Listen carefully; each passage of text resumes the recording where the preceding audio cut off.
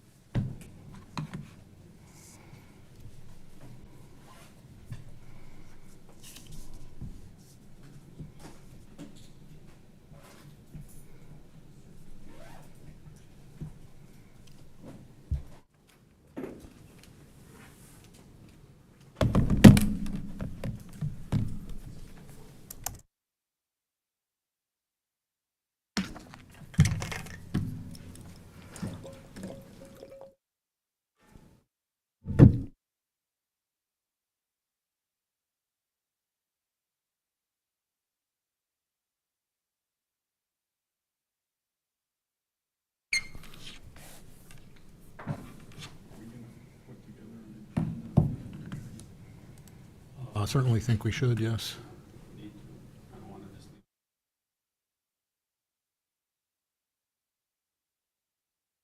Bob, didn't you say there's like different structures or topics or something that we can tell her to choose from? There are some things that they have prepackaged, but we Yeah. can certainly say these are some specific areas we want to work on, so Okay, that's good. definitely something Yeah. we should talk about. I agree with Rich. Yeah, that should be decided beforehand.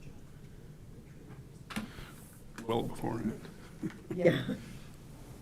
I'd like to call the meeting to order. If we could stand for the pledge.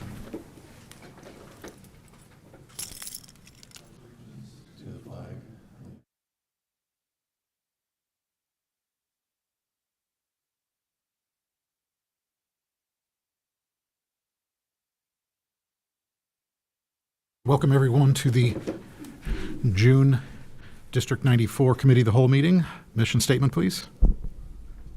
Community High School strives to promote and provide growth experiences in learning, leadership, and living. Thank you. Roll call, please. Mr. Brown. Here. Ms. Casey Mayer. Here. Mr. Ramos. Present. Ms. Munoz. Here. Mr. Nagel. Present. Mr.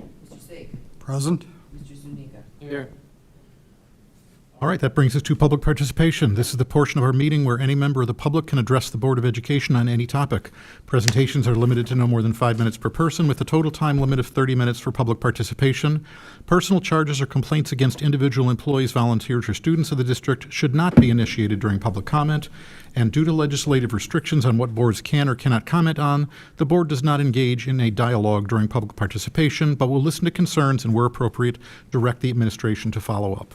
At this point, is there any public participation? Hearing none, we move to reports and information, and starting off with school safety. Okay, thank you. So for tonight's presentation, we have asked our school resource officer, Officer Mike Lovato, as well as Chief of West Chicago Police, Colin Flory, to join us for tonight.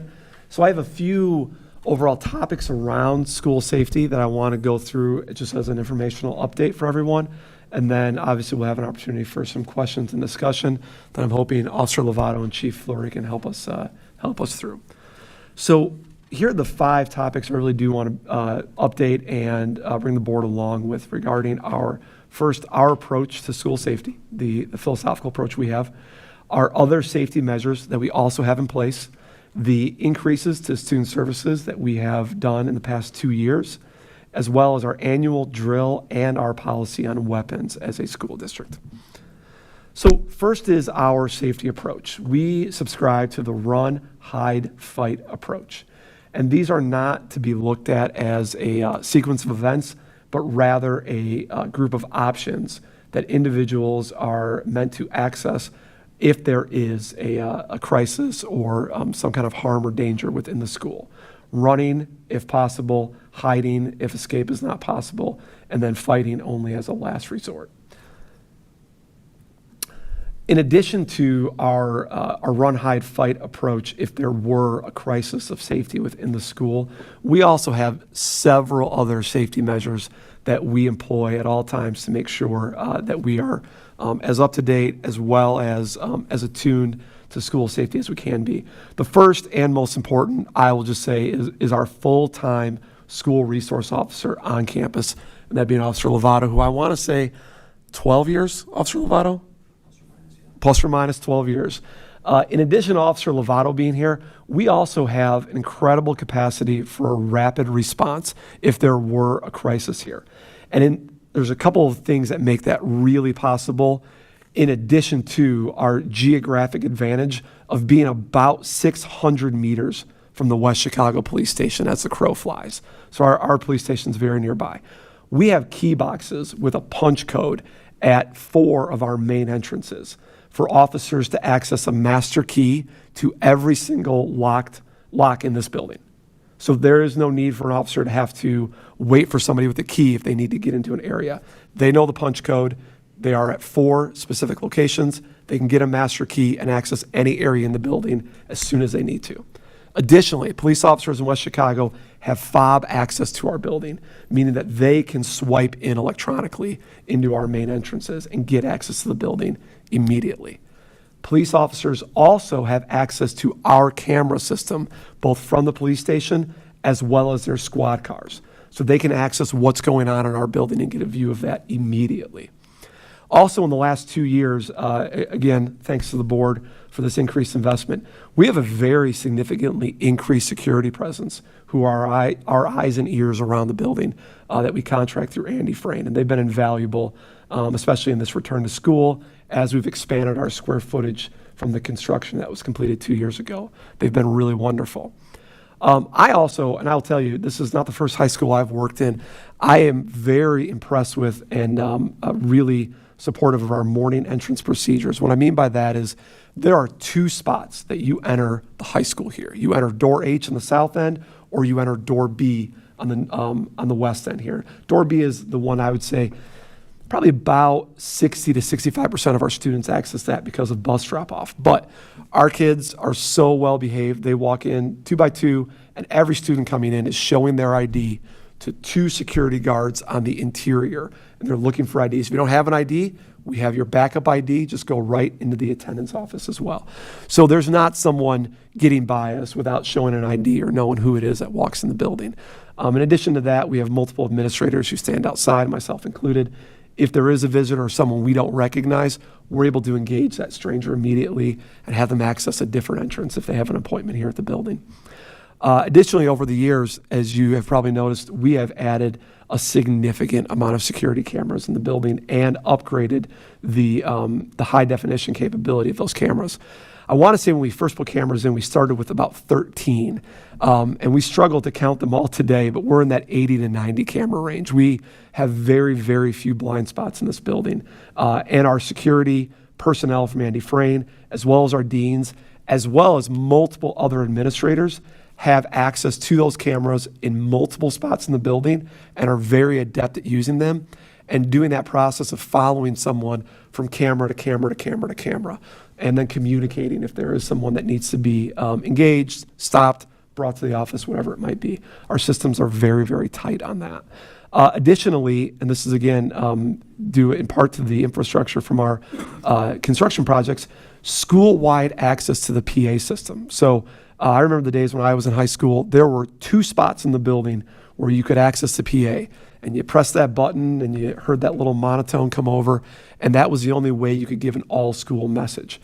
Every phone in our building, there is a code an administrator or someone in security can use, and they can access the PA in the case of an emergency, and they are able to give directions, which is part of our run, hide, fight protocol, is that you listen for directions, and then you have an understanding of where a danger might be, and as the adult who might be supervising kids, you make an assessment of, am I in an area that isn't in danger? We have an opportunity to run, we're gonna run. Are we in an area that could be in danger? maybe we need to hide. So we are able to use the PAs to give that kind of access. So we feel really good about those security protocols that we have in place to be responsive. But response is obviously in the case of if we have a very bad scenario. We don't want there to be a bad scenario, obviously. So I want to talk a little bit about some of the increases to the preventative measures that in the wake of disastrous school shootings like we saw in Uvalde, you hear so much about the things that can be done on a preventative end. As you remember, the board was very supportive in the spring of 2021 that we had mental health first aid training for all of our staff. So that has happened for our staff. We have also, obviously, we have a focused SEL curriculum for all students beginning next year through our student support initiative. Since I've been here, we have added 3 full-time social workers. Well, we will have added at the start of next school year, 3 full-time social workers. We've increased our school counseling. And as a profession, as a school, as a district, we definitely have an increased awareness of student mental health, an increased understanding of what warning signs might be, and an increased capacity to respond proactively and preventatively to somebody who may be showing signs of distress. And those are all things that are very important for us to keep at the forefront and to continue the investments that the board is committed to over the last at least 3 years, and I'm sure more than that, to making sure that we're being proactive. So those are some of the logistical as well as preventative things that we have in place around our school safety protocols that we feel really good about.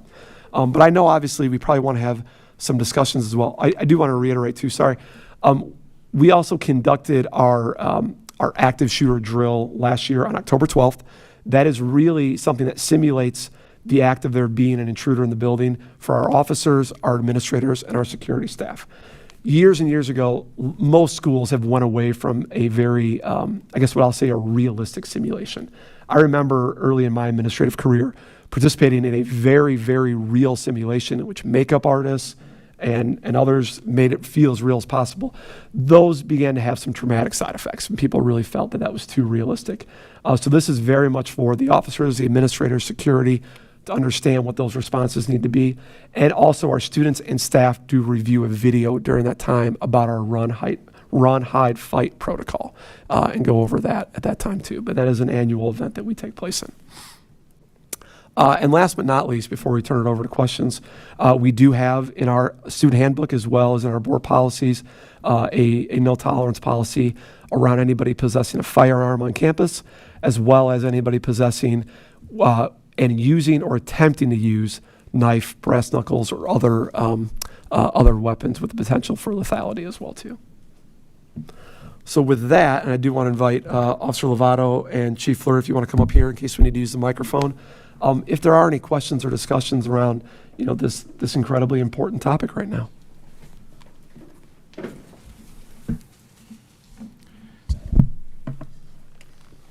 I guess one question I would have is, it's great that we have the trying to centralize where the students are coming into the building, but what do we do when somebody that's already in the building, say a student, decides to pop open a different door so they can let somebody come in?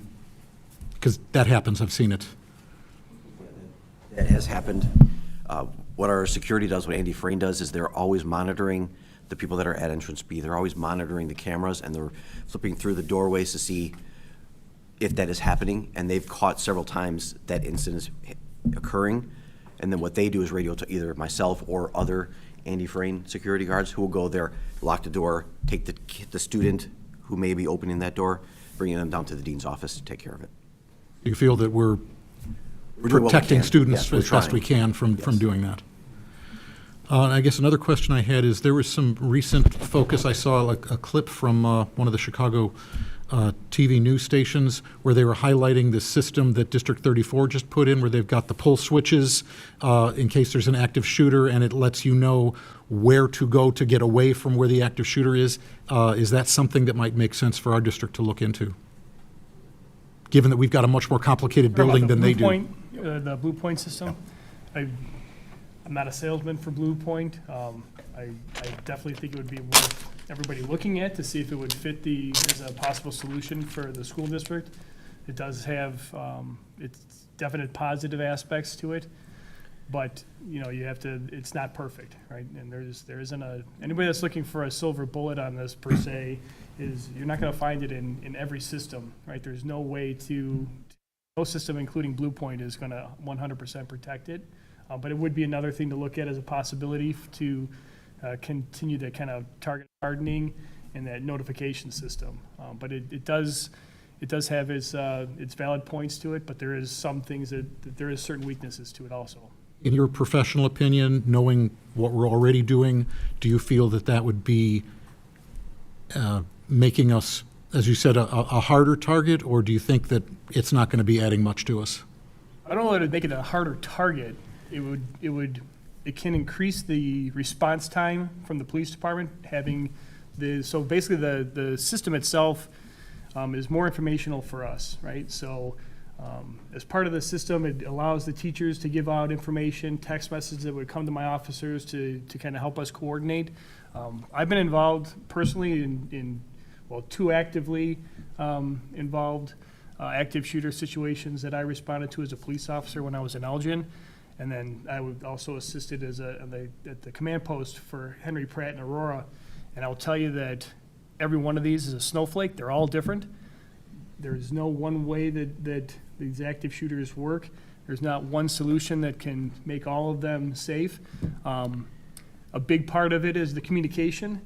And so this would be an enhancement. It can be an enhancement, but I'm here to tell you also, especially on the first one I ever responded to, we had 300 people inside of a bar.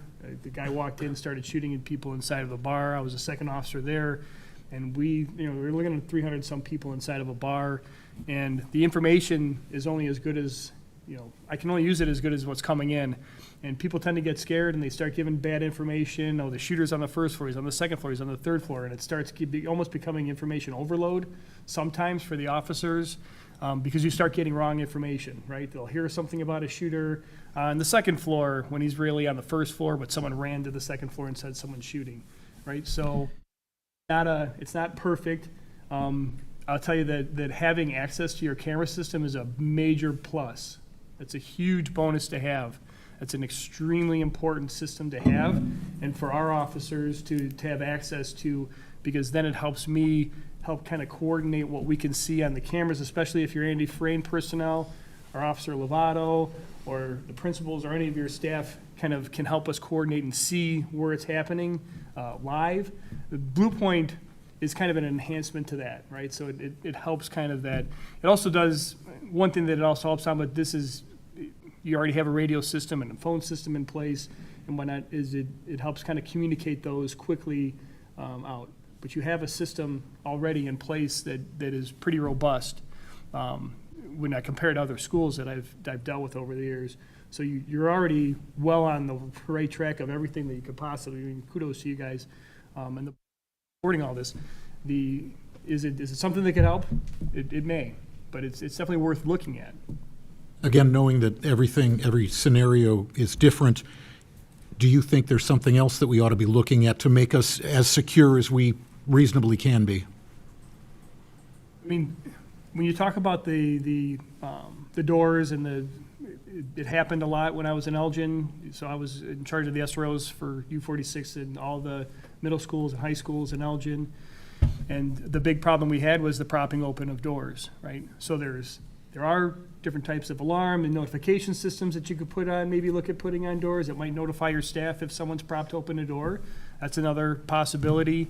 I would stay away from anything that's going to alarm that, but maybe a notification to the staff that someone just opened this door. In talking to Mike and kind of reviewing the system you have here with the cameras on the majority of the doors that could be accessed or you're most likely to be accessed, the ability to pull it up real quick and see that something's been propped open and know who the person is to do, who had done that, that's a huge time saver for us, and it really is, it's a major benefit. So you could possibly look at some type of a system that would be a notification system if someone does open those doors. Because that is a big, obviously, when you look at Texas, right, one of the first things we're looking at is how'd they get in, right? And I never want to be the doomsday person, but I'm I'm cautious to have people ever believe that you are ever going to make a building 100% secure. If you look, recently, a police officer was shot, and they had, by an arrestee, and they had patted him down by 3 separate officers, and he still got a gun inside a police station and shot people, right? So it's not to try to scare anybody, but this is just a reality. The measures you have are well in line with what you should be doing. You know, there are some measures you can look at there, but these are there's give and take with everything, right? So you could put film on windows. Well, then does that hamper our response? You know, there's different locking systems you can put on doors, but again, does that hamper our response, right? Our ability to make entry. So for District 33, one thing that we are looking at is breaching equipment inside the schools, right? So that if my officers respond, or Mike's here, or your staff is here, and the keys aren't working, and there's other ways that we can breach. So there is breaching equipment that you can put, and it's very minor. It's a very simple sledgehammer and what's called a Halligan tool, which you see firemen carry into fires, but they work for the outward opening doors. That's another technique that you can use. All of those will be placed in my squad cars. So those are something that we're ordering already, is to kind of bolster our response. It was something I was looking at before anything happened in Texas. It was something that I had with my prior department. But that is something that also on your end is, you know, it's great. The key boxes are awesome. The key fobs is a fantastic idea so that it doesn't hinder the entrance by the officers, especially if they can get into ancillary doors, right? That isn't going to be B or H. And then we need to make an entry in somewhere else where someone may not have done something to try to slow us down there. So those types of measures are extremely important. Other equipment, though, I mean, there's a lot out there that you can look at, but the big one is just, again, and it sounds like you guys, and in talking to Mike again, the system you have in place to monitor to make sure those doors are being kept locked and closed, and having those only two entry points is an extremely important. We'll occasionally get parents, community members coming to a board meeting wanting to know why we don't have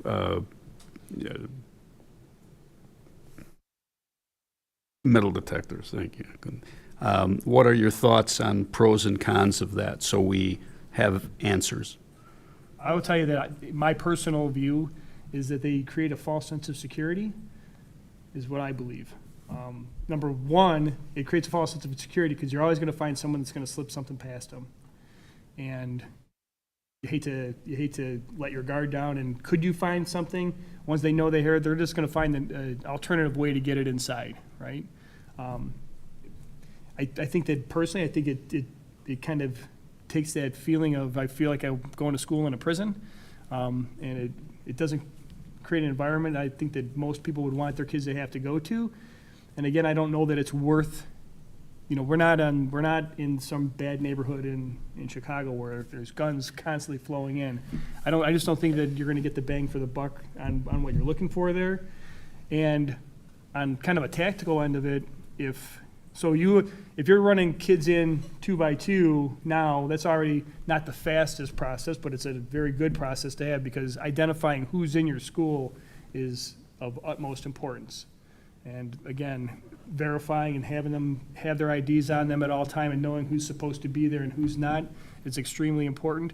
But if I put a metal detector in there, the metal detector goes off, we back someone up, go through again, we pull them off, we want them, right? It slows the process down. I create a big choke point. So if I really wanted to cause havoc, I'm going to cause it at your choke point in front of your school. If I really want to have the easiest targets, I'll just pick the 200 kids that are standing in line waiting to go through a metal detector, right? I don't even have to have good aim for that. Crass on it, but that's the reality of it, is that you're going to create this big choke point, and you're going to turn your entrance into your school into an hour-and-a-half long ordeal that's going to be like TSA. We've all been through that, right? And yet people still get stuff through TSA, right? So I don't know, you know, I would never tell you, yes, do it or don't do it. Me personally, I don't think that that's your solution. Metal detectors here, I just don't think is going to solve any big.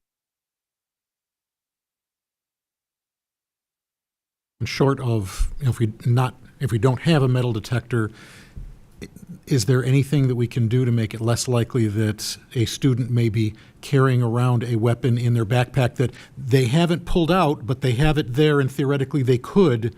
Is there anything we can do to alleviate that at all? So I've seen other schools that much like TSA, where you have to have the clear backpack and that's all you can carry in, but there's other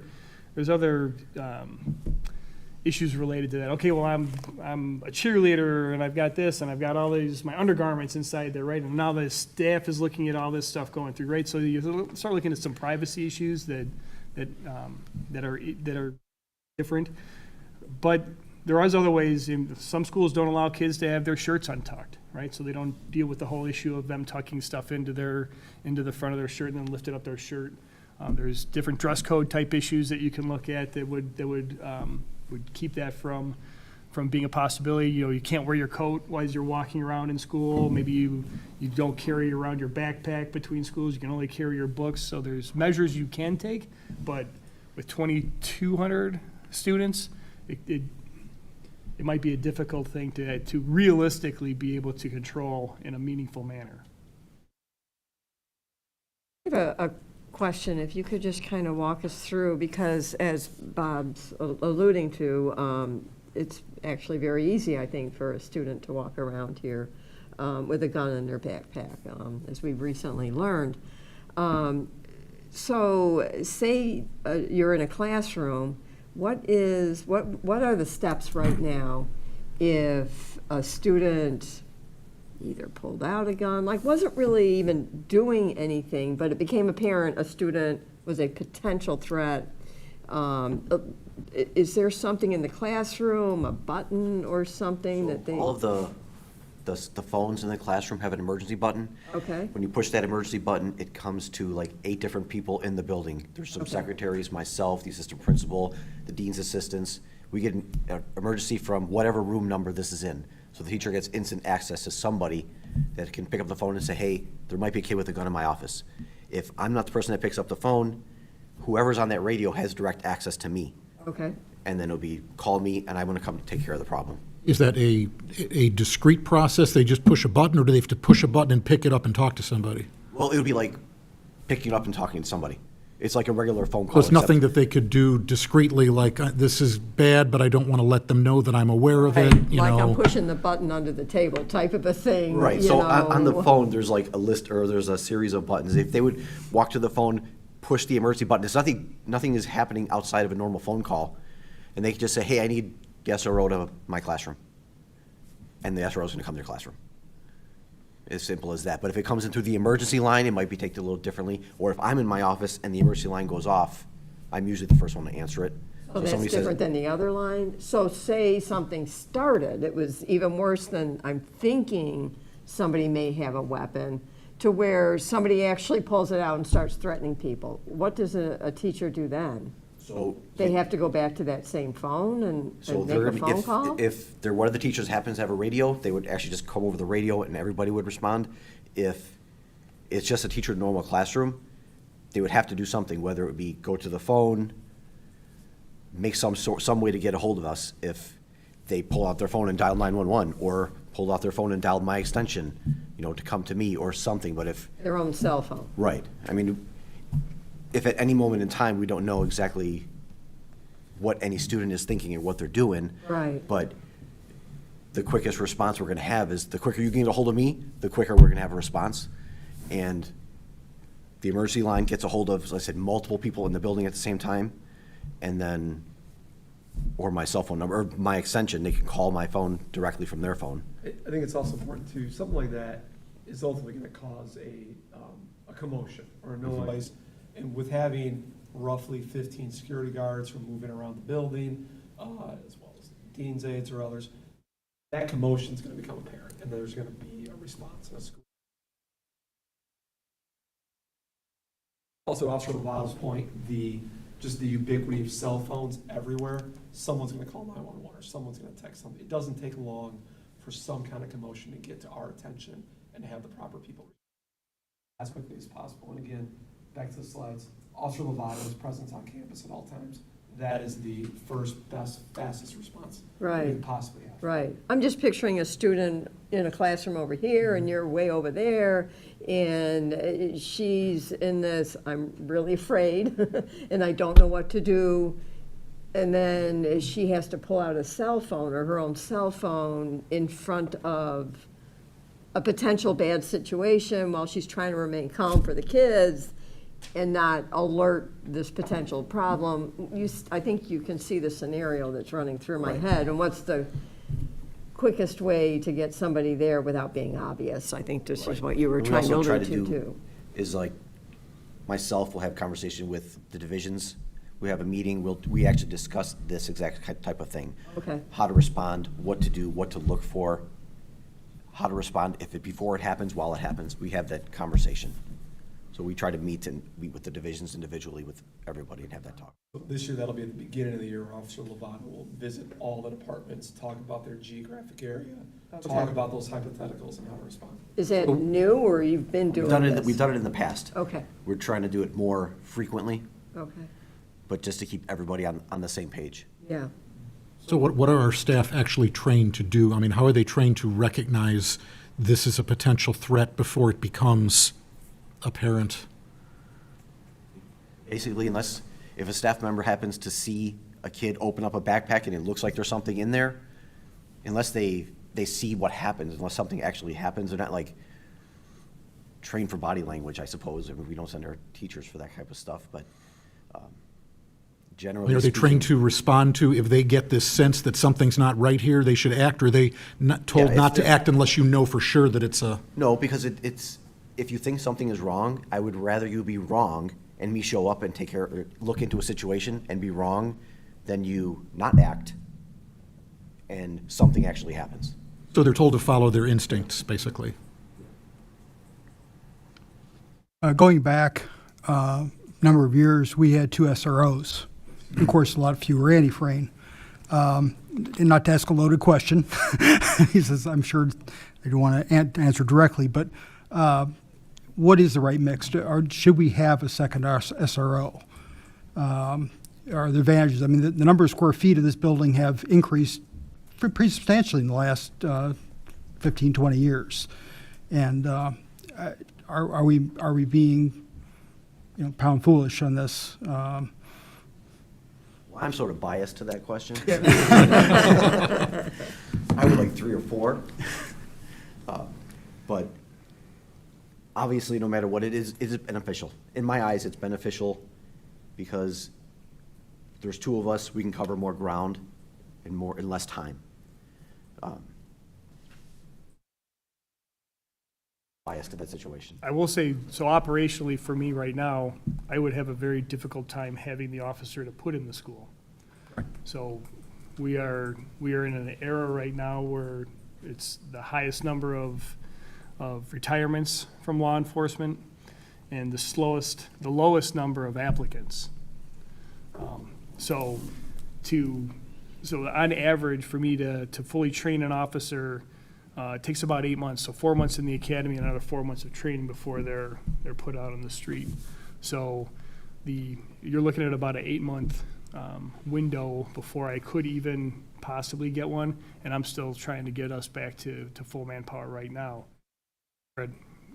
We aren't in a detrimental spot with the number of officers I have, but I have a number that I need to make sure that I have on the street before I could commit another one to the schools right now. And I was asking that in terms of longer term, not necessarily tomorrow. So thank you, appreciate it. You feel comfortable with the fact that we increased the anti-frame, though? That's helpful, though, correct? Handy Freight does help out a lot. We went from 5 to like 15. Yeah. So it does help out where they're able to be in a lot more places Yeah. a lot more often. So in some ways, we got rid of 1 SRO and we have 15 more sets of eyes. Yes, sets of eyes, Yeah. yes. Obviously, they can't respond in the same way, Gary, but I think the more that you there can is lower the that. opportunity, right, and Pardon- more I'm eyes, sorry, pardon me? the more you can lower the opportunity for someone to take advantage of something. So by having those extra bodies on from Andy Frayne or whatever source you use, and having that extra eye out there and the extra ones keeping an eye on who's walking around your halls, right? And I can't, it's extremely important to make sure who's in your building and who should be in your building, and a lot of social work and aspect of it is that's the preemptive stuff that, for anybody that wants to find a solution, it's got to be, anybody can defund anything. Until we start funding social services the proper way and start taking care of the mental issues that are going on post-COVID, during COVID, plus every other issue that kids have nowadays, it's extremely important. So it's good to see that you're taking steps to really work on the social work aspect of it, the mental health aspect of it for your students, because that's kind of contagious, and it's contagious in either direction, right? So a healthy environment can be as contagious as a unhealthy environment. So you're on the path to a healthy environment by taking care of your kids' needs and making sure that you're doing the check-ins, right? So, a big part of these is what happens away from school and the communication between my officers, Officer Lovato, the staff here at the school, and trying to get ahead of problems before they become a problem, right? And the more that you can continue to build on that, and I'm not trying to take money away from my budget, but at the end of the day, mental health right now is one of our largest crises in the world that we have going on right now. And taking steps the way you have to continue to build and bolster the mental health aspect for your students and for your faculty, right? That's extremely important, because what these kids, the crisis that happen away from school is more likely to be carried out if it's never been dealt with before, right? So a witness to a crime is about 40% more likely to be an offender in the future if they've never had that crisis dealt with, they've never had a counselor to talk to about it, an SRO to talk about it, a principal, right? Somebody to kind of discuss their feelings about things, or however that works. If those little aspects aren't met in their lives, it starts to push out into other problems like you see around the country, where a lot of people that are acting out is because there's issues that they're just not properly dealing with, right? So if we can help them work on properly dealing with these issues and get back to the days where people can work out issues without the way they're being dealt with now, I think getting back on track that way is a huge step. No matter what you put in here, security-wise, if you're not dealing with the mental health of the students that are here, whatever you try to put in to stop could be really for naught, because they'll find a way around it. The real true way to try to get to them, and I'm not trying to jump up on a pedestal here, but we have to deal with the mental health of our kids right now. You guys, of anybody that knows that, it's the schools that know that, and the police that know that, right? But the people that hold all of our purse strings have to really understand that they need to take a serious chop at the mental health of our kids and getting them we're in times that no one's ever dealt with, a 2-year pandemic where kids are learning on computers and then getting reacclimated to school and other issues that are boiling up while they're at home, right? So whatever we create out here that's a physical, and you can get around the physical. You have to work on and continue to work on the mental aspect of it to really take care of it. You feel like, Officer Lovato, you feel like you and all the Andy Frayne people have a pretty good relationship with the students? It's kind of not like an us versus me them type of thing, Yeah, but I it's actually all, I try to develop a good relationship with as many kids as I can. yeah. Even to the kids that do something wrong and get in trouble with me, they're still good with me after the fact. Okay. I've had plenty of situations in patrol when I left for a year and a half where I dealt with some of the kids from here at their houses with problems, and when I showed up, they recognized me and like, oh, Officer Lovato, glad you're here. Let's help me work through this. So I try my best to always be positive with the kids, whether they're doing something good or doing something bad. That's so helpful. And it has seemed to work out so far. Yeah. What's helpful too is Officer Lovato as well as Randy Frayne, they are not confrontational. And only obviously if Officer Lovato absolutely would have to be. So they're not viewed as the security within a locked prison system. They're looked at as an asset. And Andy Frayne, to your point earlier, Ms. Casey, is 15 more sets of eyes. And with dozens and dozens of doors, that many eyes, each door gets walked by that many more times every day, which is really, really important. I'm not sure how we wound up with 15 Andy Frayne. Is that something that should be reviewed occasionally, either by our local law enforcement, or are there security consultants that'll come in, evaluate a school for number of doors, number of inside doors, outside doors, general culture in the school, and say, you should have 2 or 3 more, and here are the benefits and things. I think, we have 15. Why is it 15? I don't remember, maybe it's budgetary. That was all we could afford, which initially, isn't necessarily the right reason. Yeah, initially we had an increase because of the size of our increased building. So we increased from 5 to 10. Then we wanted to increase because of certain things we wanted to accomplish and certain things we wanted to do, but we need more bodies to do those. So then we slowly built those up essentially with the more duties and activities we wanted them to accomplish. We needed more bodies to do that. So who's advocating for that? I mean, are you comfortable with 15 at this point, or are you every once in a while thinking, it'd be good to have 1 or 2 more, cover this door or that door or something? So I'm comfortable with 15. I mean, most of the time I'm the one that's talking with all the Andy Frayne people, and when they always come to me when they have problems, and we're figuring out what they need to do together. At 15, I'm comfortable with it. If you want to give me 30, I'll make 30 happen. Remember, bias source here. Aye. Okay. I did, yeah, thank you. First of all, thank you so much for being here tonight. I really appreciate your time and answering our questions as well. So as far as procedure for Andy Frayne, what would that look like in a situation of a threat? What are the expectations on that team? So what we did with Andy Frayne for our lockdown drill was similar to other staff members in the building, where they monitor the cameras. They have a couple different places where they go to view those cameras, and essentially their job is to get me to the bad guy. So they all have direct access to me via our radios. Their job is to find the bad guy, just like several other staff members. Their job is to find the bad guy and get me to that bad guy. So ideally, in any situation, within a minute or 2, we should be done.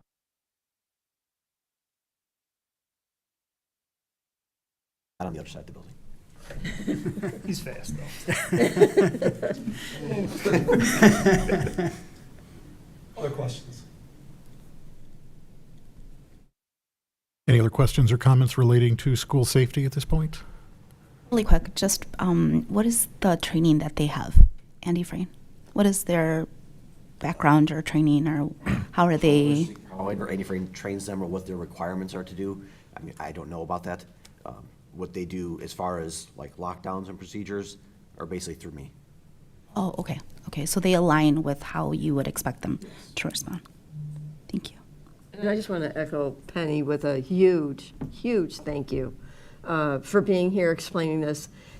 And not only that, emphasizing the mental health needs, and that's kind of the pinnacle of everything. So that's the priority.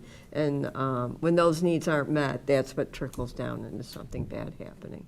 So I'll tell you, it's a great sign that, and not to give away how we find things out, cooperation of your students is a great sign that they have a good coordination with your staff and a good relationship with the staff, that they'll come and pass along information. And again, that's part of the mental health of everybody, right? That's us taking care of each other as a community, to include your students, right? And when they see something, to say something and know that their privacy is going to be taken care of also, and that we're gonna follow up on it. And they've been excellent. The school has done an excellent job, from my view, on communicating with us, and the back and forth communication has been excellent. But see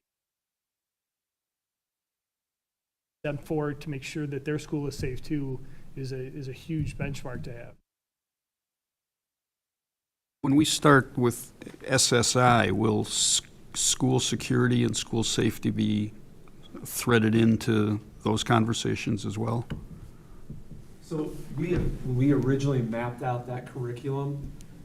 This direct topic was not originally woven into it. but it's something we're going to be looking at and reviewing about how to informative and creates a sense of understanding, not a trauma or foreboding. But it needs to be done delicately, but I do think it is an opportunity. And like we've talked about before, SSI is going to be a great vehicle to be responsive when things happen in the community, in society, in our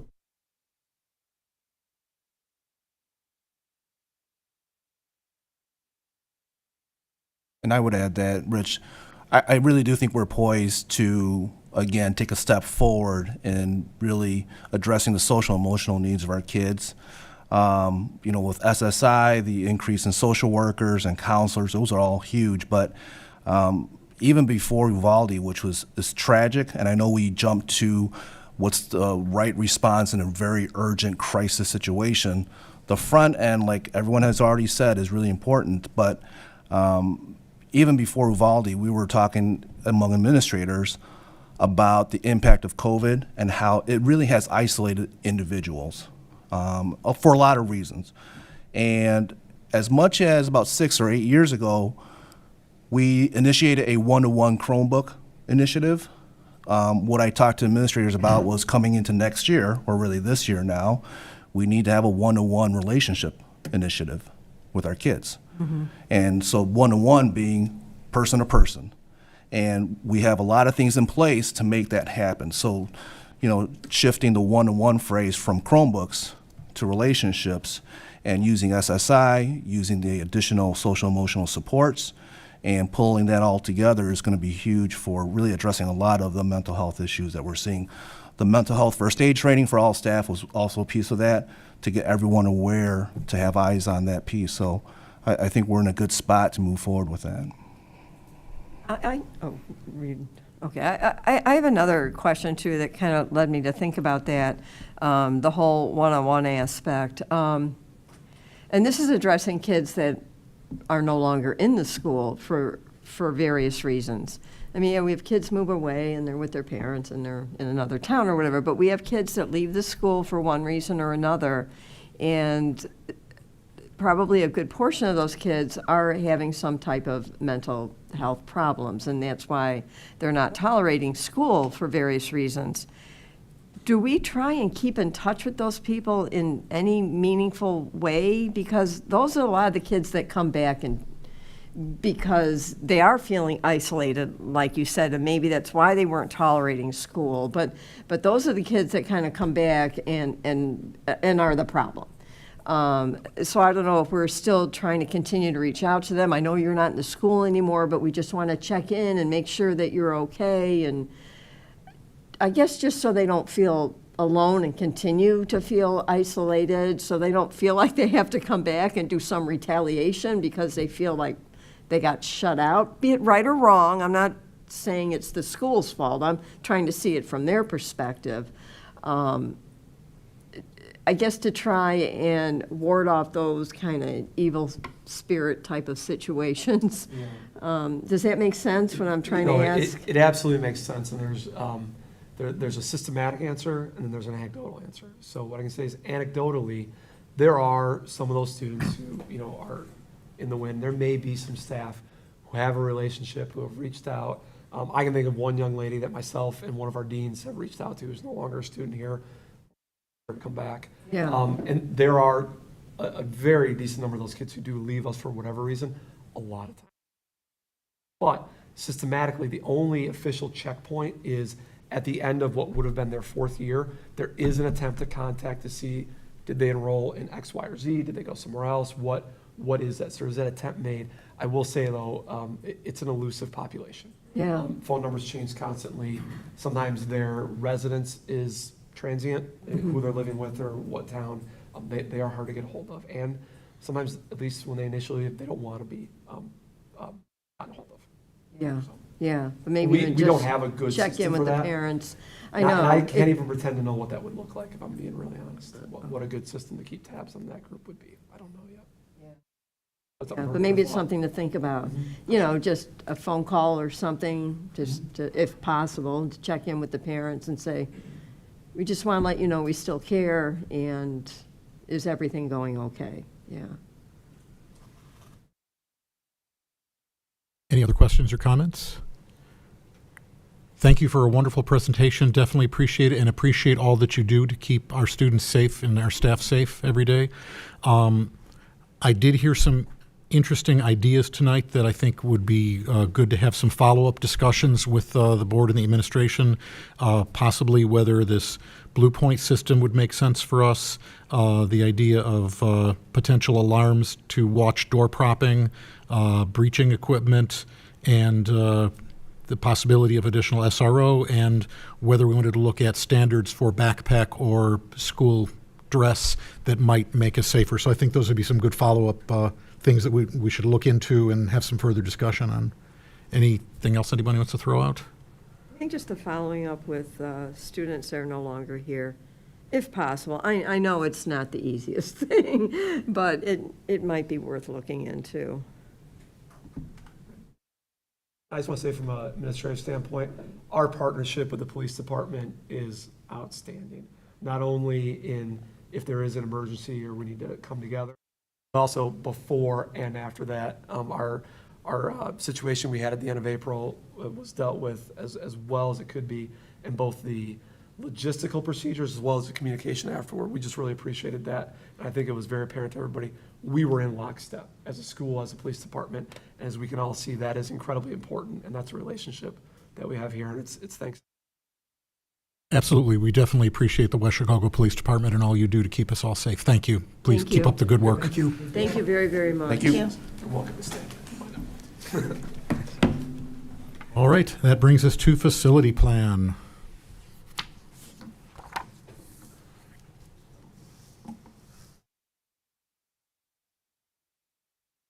I can say is yikes. I echo that sentiment. I echo that Yikes. sentiment. On the new topic or old topic? The new Oh, okay. topic. A little different than what I was expecting. Jeez. I'm scared now, Dan. With that, You're up, Bill.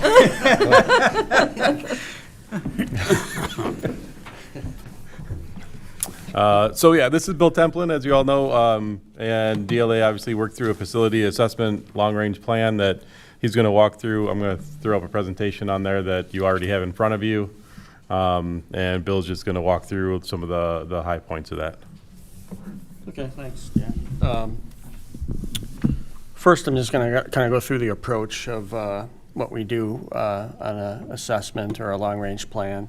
It really depends. All the ones that we've done, they're always different. And it depends on the age of the school, whether we've been in a school. If it's a new client and we've never been in a school, it's going to be different than this. This was obviously, we've done a lot of work here in the years and just did the renovation and the addition, did a lot of mechanical work, so this was a little bit different. We met with the administration, I think, in January and just kind of went through kind of the expectations of what the assessment was going to be in the long-range plan.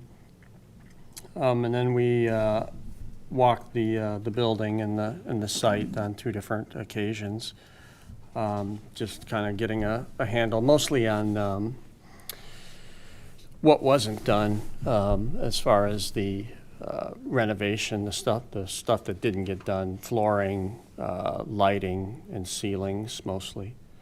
In reading the assessment, it's kind of broken down into architectural items and site items, kind of the building envelope, the roofing, walls, windows, that kind of thing.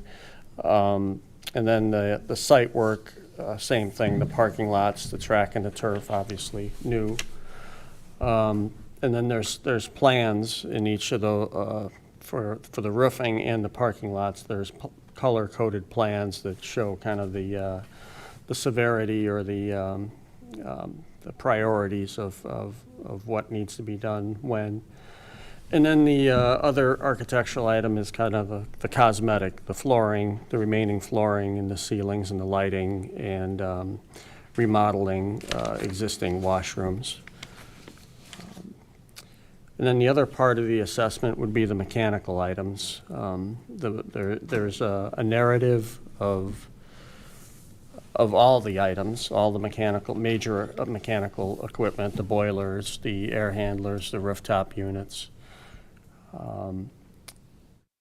Each one of those, then there is a kind of a synopsis at the end of that an equipment schedule that has all the equipment listed and the year it was installed, the year it was refurbished, if that's applicable, and then the projected replacement year. And then there's also a separate memo for the costs of replacing the items. Then that's just the items within the next 10 years. And the cost is in today's dollar, at least last May's, a month ago's dollar. It's kind of hard to chase those numbers down recently. And I think this is kind of where mine and Dan's presentation kind of merge of the individual items maybe, and maybe you can kind of go through. I had the major items on the architectural thing, the most pressing would be the Geneva Street parking lot to the north. The pool parking lot and then the pool roof are the major architectural items. And mechanical items, the first thing is not until 2025, which is only 3 years away. Hard to say that, but that's the 7-1 unit, which is serves the guidance in the Career Center. Then the pool unit is 2027, and then the north generator would be 2029, which it'll be 30 years old at that point. But then Dan, I know, broke down things by years, and he pulled out things, so we can kind of go from there. Yeah, and so I just I put together just a summary of everything, just to try to make it look a little easier to review instead of sifting through the 90-some pages that DLA put together. And so, like Bill said, the parking lots and seal coating of those next 3 to 5 or beyond 5 years. So those priorities line up to be just under that $2.8 million. Again, that's over the next 10, 12 years or so. The interior, like Bill mentioned, that they're just cosmetic type stuff of having to get replaced at some point in time or update or things like that, and that the majority of that is within the bathrooms and the locker rooms that will just need some updating or some new piping or plumbing or ceiling tiles or lockers, yeah.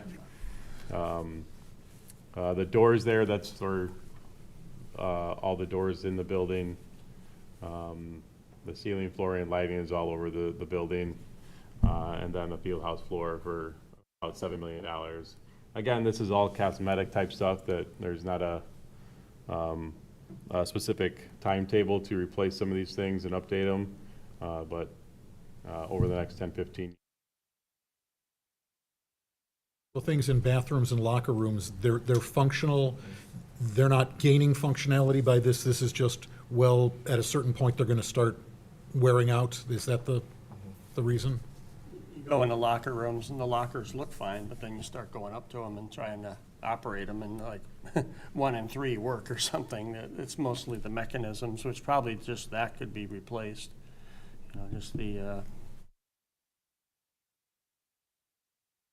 But what was recommended here was replacing the entire units, or?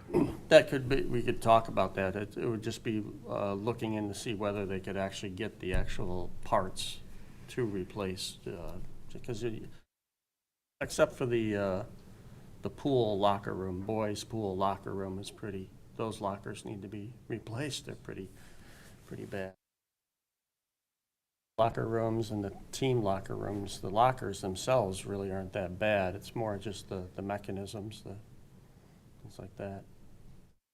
The doors there, there's still some older doors throughout the school here and there, like doors that were put in 1905 edition. I think they're either the 55 or the 65 edition doors that are still out. I don't think the numbers surprise me particularly. I think one thing we don't want to put ourselves in position is getting behind like we had in the past and having to do massive updates all in a very short period of time. So I'm really glad to see this come forward and split out over a number of years where we can, always the it danger. becomes manageable. Yeah, where it was, putting it off just a few years, but then the next ones need to be replaced, and Yeah, it's kind of a big exactly. snowball. It just And keeps on you getting you never worse. know what's ahead in terms of what your financial stability, what kind of condition it is, and it's easy to put it off, oh, it's just another year, until it's a massive problem. So I'm glad that we're doing this. The numbers look high, in big numbers, but when you start breaking it down, it's work that has to be done to keep up the district. Yeah, this is a comprehensive study, and thank you for it. My frustration, having been here a while and seeing a lot of these reports, is that there's no long-term continuity. There's nobody that's managing this over 10 or 20 years. We tend to take the report, take care of a few things over the first couple of years, and then it just sort of gets forgotten until all of a sudden the boiler's not working and the control system's not working. How do some other districts that you work with manage this over a 20-year period? We don't have typically administrators here that long. We don't have board members here that long to sort of ride herd on this and make sure that things happen. Yeah, it's a good point. I mean, is that something that you guys would do, that we could sort of assign you to, have a facility manager that's reminding us that these things have to happen? Because we're not really going to be keeping track of it. Mm-hmm. It's meant to be a live document that gets updated yearly or, every other year or something. Right, but that's got to be done. And it's Yeah. got to be disciplined. Yeah, and even some of the stuff that is up there, I think are you doing the flooring down here this summer, or the roof? There's things on here that are already being done this summer, so. Already in the process. Yeah. And I would So say, we're already- Rich, this is the first time that we've actually had this kind of comprehensive document. We've had a facility plan done before, but if I remember, it was not as broken out and exhaustive as this one. We've had some No, long time ago. Yeah. Yeah, it was many years ago, but It's been 20 years, probably, 15 to 20 years 15, yeah. Yeah. since the last one we did. so for me, this is the first one in my 15 years here since that one was done. So to your point, this has to be revisited regularly and be something that is reviewed annually, if not semi-annually, to just stay on top of it. I guess maybe it somehow needs to be woven into our agenda so that it doesn't get forgotten as other things that are more day-to-day have to be taken care Well, of. and that's why when you look at what Dan has put together and the timelines and the budget with that, that'll come through in a lot of the financial discussions as we start checking off the things that do need to be taken care of, whether in the next 1 or 2 or 3 years or longer term, because that impacts budget for sure. I guess I'm more concerned with the 10-year stuff that, tends to get Sure. passed on or forgotten. So what I hear you saying is you want Dan to have a 10-year multi-year contract, is what you're saying. If that's Okay. what it Dan's takes. like, okay. 15-year multi-year contract. There you go. So Yeah. speaking of budget, then, now that we've got a look ahead for what these needs are going to be, how is this going to mesh with long-term financial planning, and will we have the resources within our budget to meet all of these year by year, or are we going to be needing to look at additional revenue sources to keep up with this? The plan is to take care of this over the years, just the way it's kind of spread out in the presentation. Like Gary said, that's the $19.5 million sounds like a pretty big number. As we spread that out over the 10 to 15 years, it's a manageable number. Not saying that there's going to be some projects that come up that might require some creative accounting per se, but I think this is a pretty doable list for us to handle over the next 10 to 15 years with the current revenue.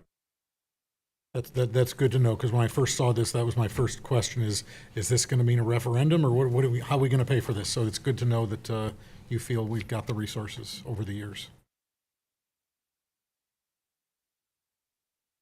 These might be typical expenditures we'd be running across anyways, obviously, because these things are going to fail at a certain point.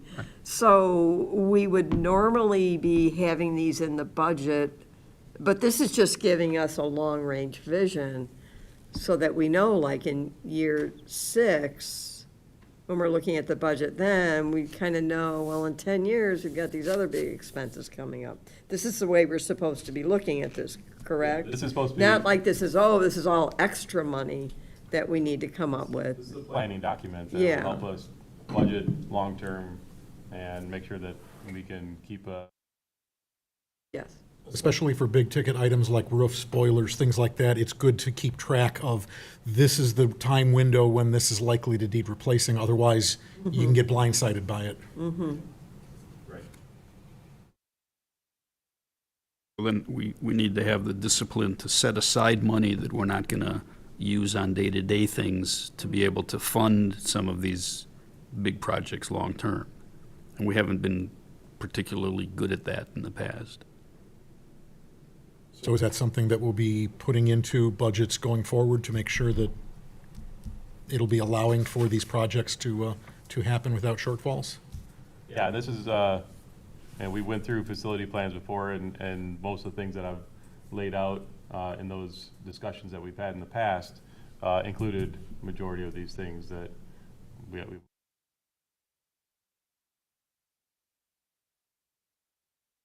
projects to make sure that we cover everything that's in. And I would think that's something that the board is probably going to want to see going forward on budgets is the number from this, the number from the budget, just to make sure that we're tracking going forward. So I know in your report, Bill, you said that the board has to set aside priorities. Is that something that we would want to work with community members on, or is that something we're capable of doing on our own? Priorities for projects? Priorities for what comes before what, because there's a lot of things that have some fairly. That's internal. That's internal. Okay. And it's already outlined in the Whether you plan. do a roof or whether you Right. Yeah. do cosmetic things. If you can, do both, obviously great, but, whether, a roof is going to be a higher priority than remodeling a bathroom, I would assume. Right. Well, I guess I'm looking at some of the smaller projects, remodeling a bathroom or redoing a floor or something like that. I mean, who is best to make that decision? Probably the administration. Say administration. And correct me if I'm wrong, Rich, when you mentioned community, but it's kind of good for us to know, because if we have questions within the community, we can, depending upon the question, we can respond in a way saying, well, just so you know, in a few years, we're going to have to be replacing the boiler, and it's going to cost X amount of dollars approximately, and because that is a big question in the community. What are you spending the money on? Why did my taxes go up again this year, for D94 in particular? Well, not in particular, but if you got that question, then you can say, well, because we had to do X, X, and X to, keep the school running, basically. So it helps me, I think, to answer questions like that.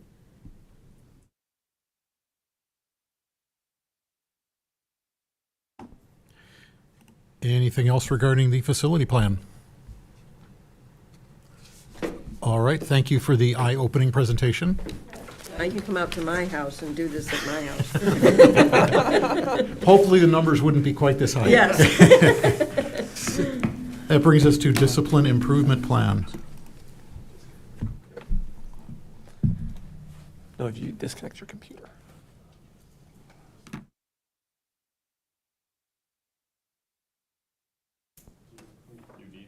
I need you to disconnect your laptop, and then I can do it. Thanks.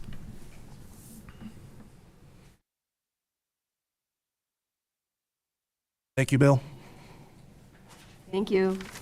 Thank you.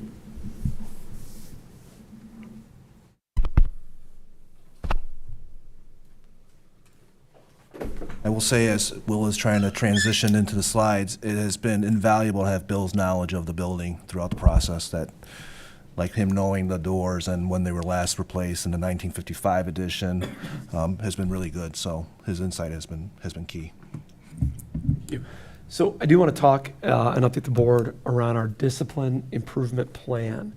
So the why for this topic is in the fall of 2020, we were cited for racial disproportionality in our use of out-of-school suspension for the previous 3 consecutive school years. And to give you a little illustration of that, so these would have been the school years in which we were cited for the for disproportionate use of that. And really what that means is that the proportion of students who were suspended out of school, the students of color, was higher than their representation of our entire student body. That's the layman's term. There is a 3-page ISB document that I'm happy to one-on-one walk anybody through about the calculation, but that's in a nutshell, that's what it is. The next steps around our discipline improvement plan, and I do want to thank Mr. Amos, Ms. Munoz, who were able to get on a conference call with myself, Dr. Chang, and representatives from the Illinois State Board of Ed, just around our next steps, around the genesis of the plan and some other parts of it. And I do also want to share with the board an opportunity I got to talk with the state's subcommittee on equity within discipline that I was able to talk to last week as well too. But our next steps are that on June 14th, we will be convening a committee of staff members, parents, administrators, and 2 board members. I want to thank Mr. Sake, Ms. Munoz, who have agreed to serve on that. We'll be reviewing our data. We'll be discussing trends, patterns, concerns, and successes. And we're going to identify approaches for improvement.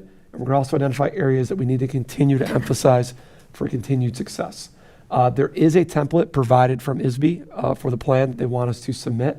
We'll be submitting to ISB by August 1st, meaning that I'll be coming to the board likely at the July meeting for formal approval from the Board of Education around the plan that we will submit to ISB, and that plan will also need to be posted on our website for the duration of next school year.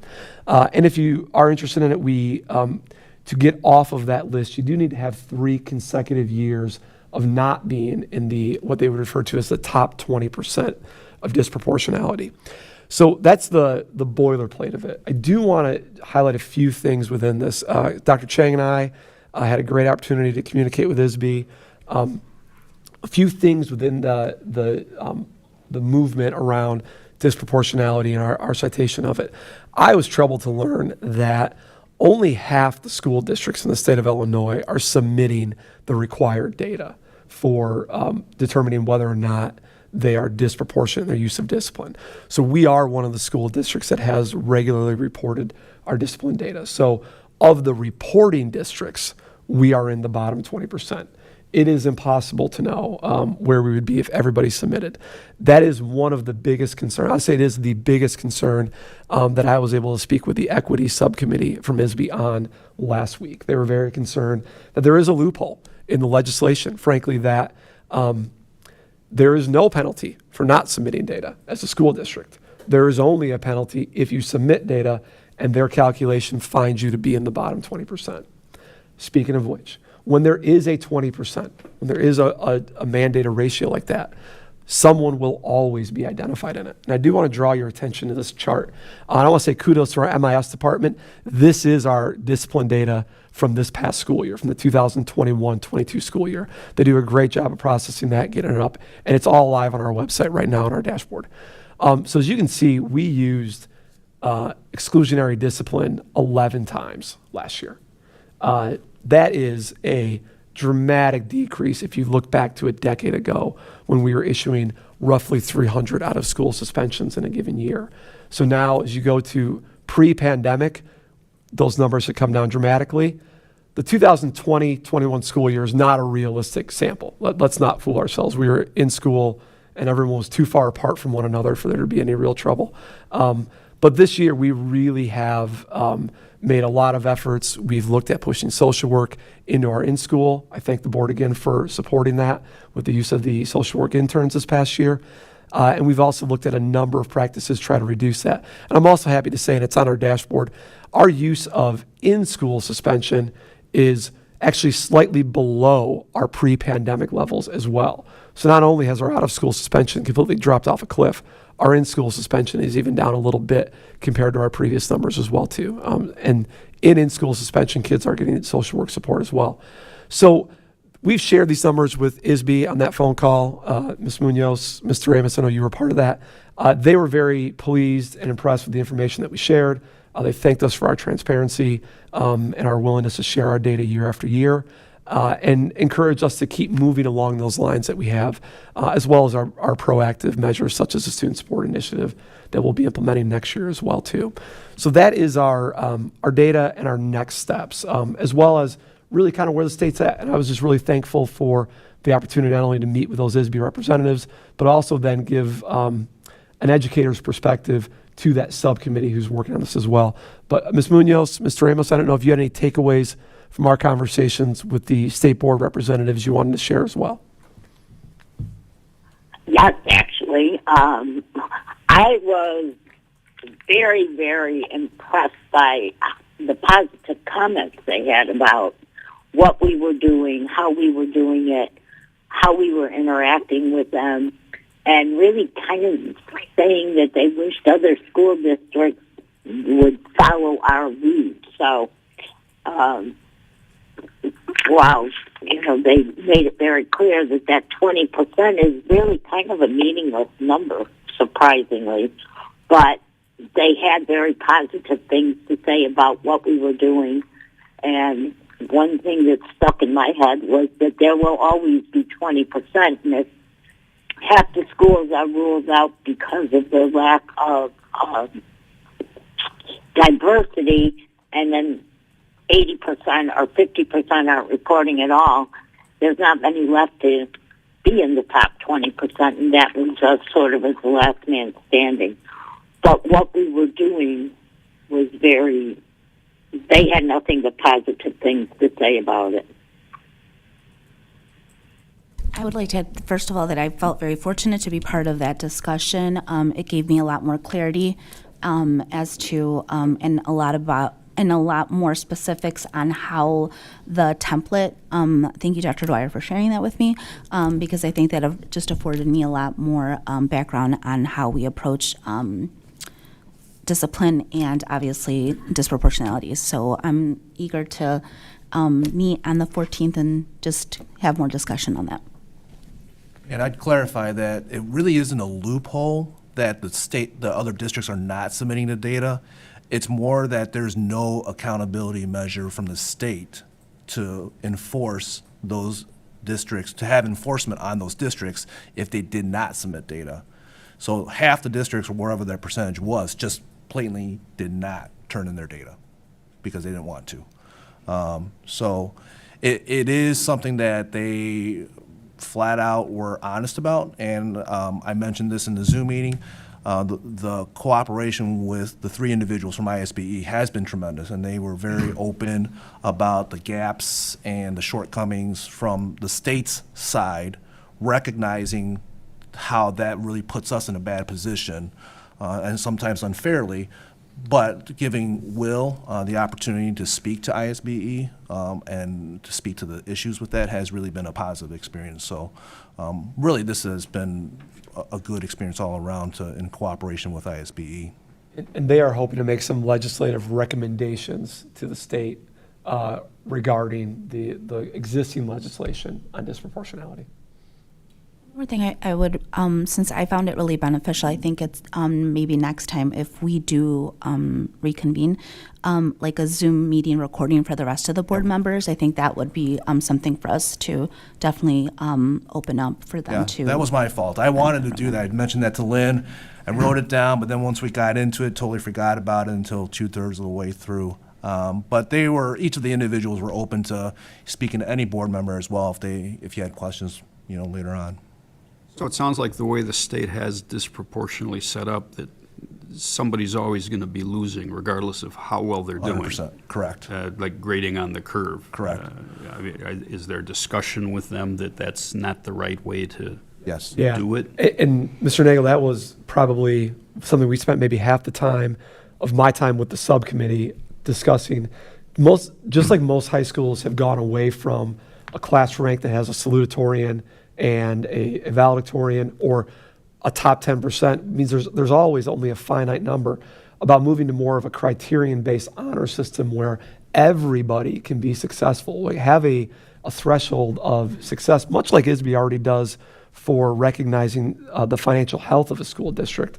Why not recognize the use of discipline, health, and what are healthy measures based on your school size as well too? Because it's a high school of 2,000 kids, and the number of times OSS might be used is very different than a middle school of 200 students. But we're all at the same criteria in terms of number of occurrences. So just looking at more of a criteria that all districts can find success to work toward, not a race away from the bottom and hoping that you're not somehow mathematically a loser. Because the only way not to lose right now is don't send your numbers in. Yeah. It seems crazy. Was that the case like years ago? Did just like stuff changed throughout, like in terms of their legislation because of COVID, or? No, this legislation really has origins back to 2016 with Senate Bill 100 and the state's issues of identifying and then addressing disproportionality. So we're really, and the state, for the record, and they were very open about this, has not enforced their recommendations, and they have not enforced the accountability that districts who have disproportionality in a variety of areas were supposed to comply with until right now. So now they're in their first iterations of realizing, this rule may not be having the intended outcomes that we had hoped it would legislatively. And that is a natural growth occurrence in any legislation, but this one does have some pretty glaring unintended consequences. So as an example, Giovanni, there were some districts that were cited for disproportionality, and in the conversation, when this came up, that there were other districts that never submitted their data, the response was, well, what if we don't submit our data to next year? What are you going to do? And there really was no answer. And so it's problematic all the way around in its inception, in its statistics, and its implementation and follow through. Despite the fact that the legislation is problematic, I do appreciate the fact that our district is trying to play by the rules, and we're being very transparent with our numbers and not saying, we're just not going to turn them in. So I appreciate the transparency, even though it led us to this challenging scenario.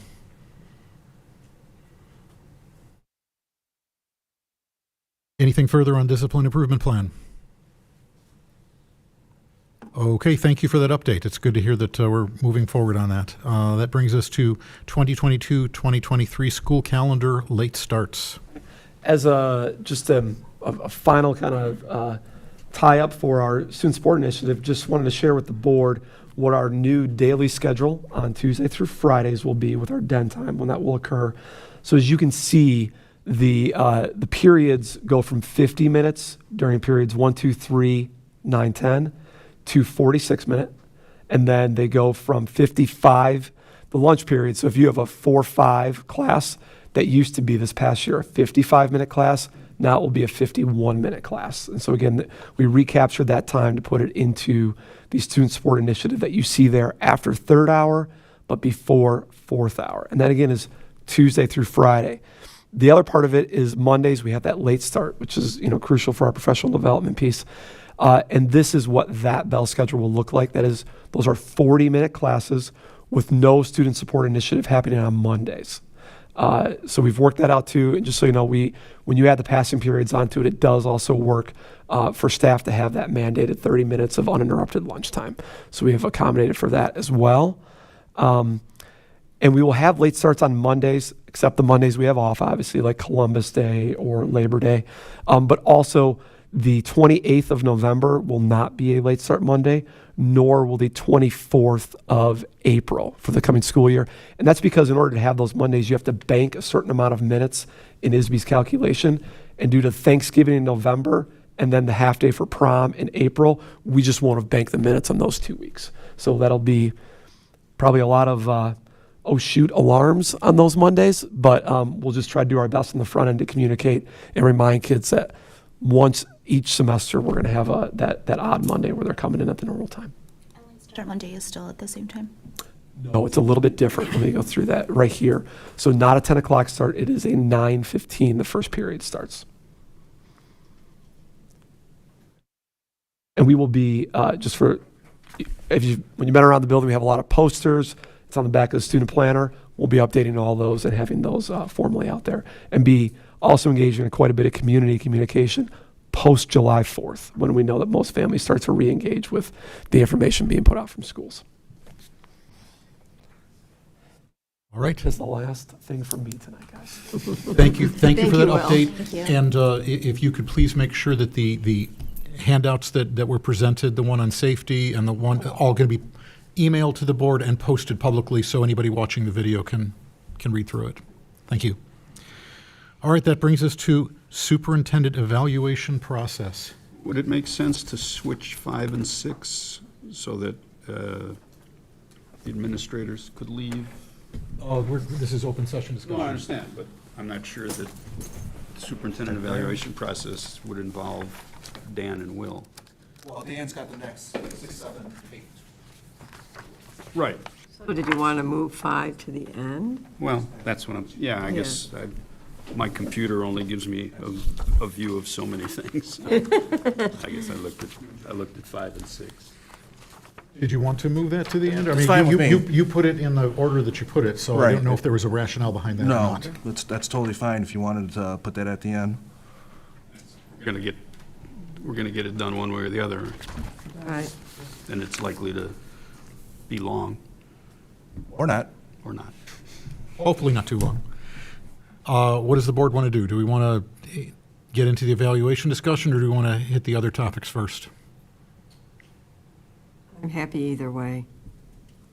I think letting Dan think it- have his say, Towards the end. yeah. You go at the end is what you're recommending? Yeah. Yes. Let the other administrators get out of here. All right, then. Let's move on to tentative amended budget. Still A816. Thanks. For the tentative amended budget, I have no changes from what was presented at the last one, so I was just given this opportunity that I wanted to make sure we came back to the board if there was any other questions or comments, concerns on that they could ask them now, so.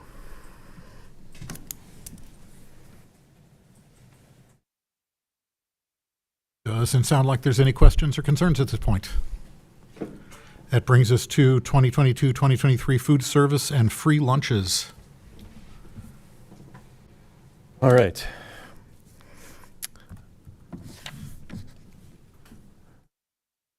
So in response to COVID, and once some of the USDA waivers became available in March of 2020, we worked with ISB to start serving free meals to anyone under the age of 18 in that ISB reimbursement process. We delivered free meals to local apartments for anyone under the age of 18. We did that through the end of the school year, May 2021. We also worked with 33 to make sure that we covered as much of West Chicago as possible, that they were serving lunches at their schools. And so we went to the apartment buildings. We really tried to collaborate and make sure that we covered as much territory as possible. Beginning at the start of the school year 2021, we continued to serve those free meals to the local apartments. And we did that until we went back to in-person learning in April of 2021, where we continued to serve free meals in the building. And then summer of 2021, we went back to the local apartment buildings until the start of August of 2021. And so as we ended up, our current program for this school year, and we utilize the National School Lunch Program underneath all those federally approved waivers, so we can provide the free meals to everybody. So the USD waivers, they removed all the bidding processes and restrictions. They loosened some of the food guidelines, such as how we can serve food and in what location and things like that. So we serve the free breakfast and lunches to all students all year long, regardless of the family income status. So as just a quick number of since March 13th of 2020, we've actually served over 509,000 free meals to our students and their families. But all of this comes to an end on June 30th of 2022 as all those waivers disappear and all the previous bidding requirements and food guideline restrictions for school year 22-23 go away. And as you know, we just extended requests for one additional year for next school year. And one of the reasons that we did that was because of House Bill 4813.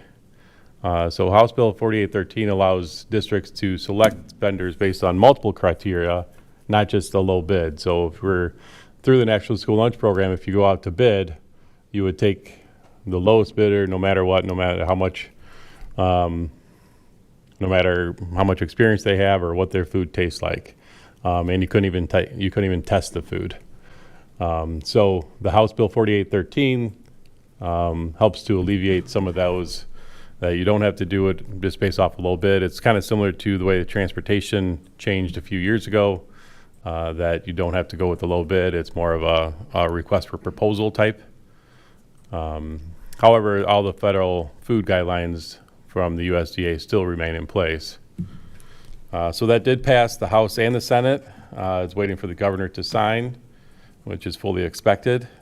But when signed, that will take place for the school year 23-24, not for next school year.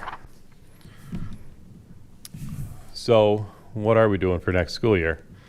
We're obviously not going to participate in the National School Lunch Program. Therefore, we have two options of providing that free breakfast and lunch service. We either resume the previous application-based free lunch service, basically our pre-COVID, where those students and families would have to qualify for a free meal, filling out the food service lunch applications. Or we continue to provide free breakfast and lunches to all the students using the remainder of some of the ESSER funds along with district funds. And obviously that is going to only be sustainable for the next school year. So our plan is to go ahead with serving free breakfast and lunch to all students for next year. The current cost, this current school year, we ended up about $900,000. And the expected cost for next year is probably around going to be $630,000, and that's based off of the change of menu options for our students. And we've heard a lot of feedback from our students of that they would like different food, or they would like to be able to purchase their own food. And so we're anticipating that kind of a reduction in our food service funds, our foods in the serving of free meals, which is why that expected cost goes down to $630. And then we would utilize some of the ESSER 2 and some of the ESSER 3 funding, which would be about $400,000, and then we would actually budget the difference with our local funding for $230. And again, this is not sustainable after the school year 22-23. So this would use up the rest of our ESSER funds that hadn't been expended yet? This would be the ESSER. This would finish off our ESSER 2 funding. We have some more ESSER 2 expenses for this upcoming school year. And then this is only a small portion of that ESSER 3 funding that we still have left to utilize for the next 2 years, that we have lots of other plans for between SSI and everything else. So we're not depleting the ESSER 3 by doing this? No. And this was part of that. It was part of the original plan that was provided to the board a couple months ago, that included a couple $100,000 from ESSER 3. And are we being charged for only the free breakfasts and lunches that are taken, or are we charged for this amount and we're guessing how many are going to be taken? Only those that are taken. So we're only being charged. Correct. And I'm sorry to back up a little bit, but why are we not participating in the previous one?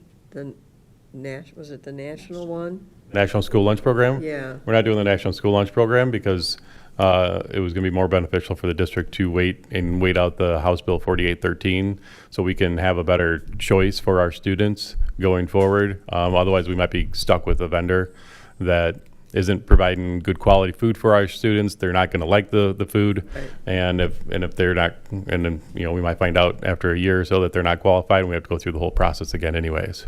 We couldn't have done the one to tide us over until this House bill kicked in? No, it's a 3-year contract with food service. Okay, And the waivers ended. The Oh. waivers under COVID ended. okay, okay.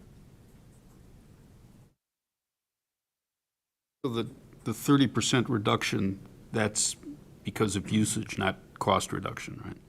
That's usage That's because, reduction. you know, expecting less- students to go towards more of the purchasing of lunches than taking the free meal. And with the food situation right now, is there anything built into Quest's contract that they can come back and ask for more money because their cost of food is going to be rising significantly? No, not based off of the contract that we have in place. Okay, so we're locked into that. Yes. They're locked into that. Mm-hmm. Yeah. Yes, for this year. For this year? Yeah. Yeah, 1-year extension.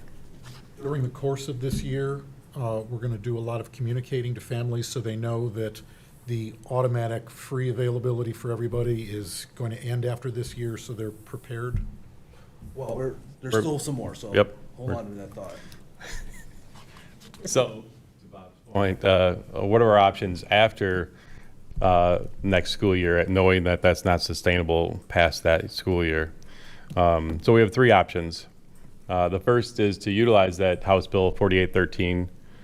We go back to the national school lunch program, completely application-based. Students will have to qualify for the free meals to be provided. Again, all those meals will have to adhere to the USDA food guidelines.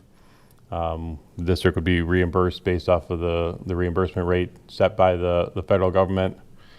A bid will have to be issued sometime around December or January. It's a lengthy process, and to be honest, ISB hasn't even finished. Once the House bill passes completely, they're going to have to start that process of what their request for proposal looks like. It's going to be a pretty lengthy process, so we'll have to start in December, January. Hopefully that ISB has it ready by then, and then we can get ready for the next school year. So that's option 1. Option 2 would be to utilize the community eligibility provision, which is still underneath the umbrella of NSLP. So all the same bidding requirements would happen. All the USDA food guidelines are still there. But this is free to all students, breakfast and lunch. But the community eligibility provision is really beneficial for those districts that have 60% or more low-income population, and we're not quite there. And so we would end up getting a little bit lower of a reimbursement as we're underneath that 6% threshold. And really it's like 61, 62 is where it starts to really benefit to use the community eligibility provision over top of just the regular national school lunch program. And so that's, again, option 2 if we wanted to serve free meals to everybody. And then option 3 is go back to resume the previous application-based free school lunch program that we had prior to COVID. It does provide the greatest food appeal to students as there's less restrictions of what Quest can serve and how they can serve it. Again, if we went to that process, we would have to really take a look at our current application process and what those procedures are and how we can make sure that we're reaching as many families as possible, and bolster that communication, make sure that we can get to as many families as possible. So This does not include any reimbursement because we're doing it on our own? So this would be through Quest. It would be a similar contract to what we had before COVID, which Quest would pretty much give us a rebate of around $40,000, give or take, depending on how many meals that they served. And so it would be a similar reimbursement process for us. So I imagine before a decision has to be made, you'll be able to give us some financial implications of what those 3 choices would be. Yeah, I can I can estimate that out. Again, the option 3 contract has been in, about $40,000 in the past. Where they're going to be now with food charges and things like that, I'm not sure where requests will stand. The National School Lunch Program, my hunch is we would probably make about the same amount as we would on option 3. It might be similar. And option 2, we might net zero, if not cost us money. We have the greatest flexibility in what we serve, though, under 3, right? Correct. Yeah, and that's Rather greatly. yeah, and that's why a lot of high schools have gone away from the National School Lunch Program. That's why we went away from National School Lunch Program years ago. And again, as the year went on with the National School Lunch Program this year, we started to hear more and more from students that they wish there was other options. They wish their fries were fried Yeah, and not baked. I do want to just jump in here from the student perspective, and I will say in my first year as principal, met with all seniors and juniors, and I was able to meet with all seniors and juniors again this year. Obviously, I couldn't in my second year. This is one of, if not the most passionate topic they have about just the ability and the freedom to access the food they want. It is a entry point into adulthood to feel like they've got that choice to, even if it's using their own financial resources, but to make that decision more so than I think I ever thought. And we have seen many schools who National School Lunch Program does. It's very well intentioned and great ideas, but there's a lot of food wasted, and that kids just aren't going to eat it for whatever reason that might be. My only concern would be, well, I have a couple concerns, but with option 3, my biggest concern is accessibility for the wider part of our demographic.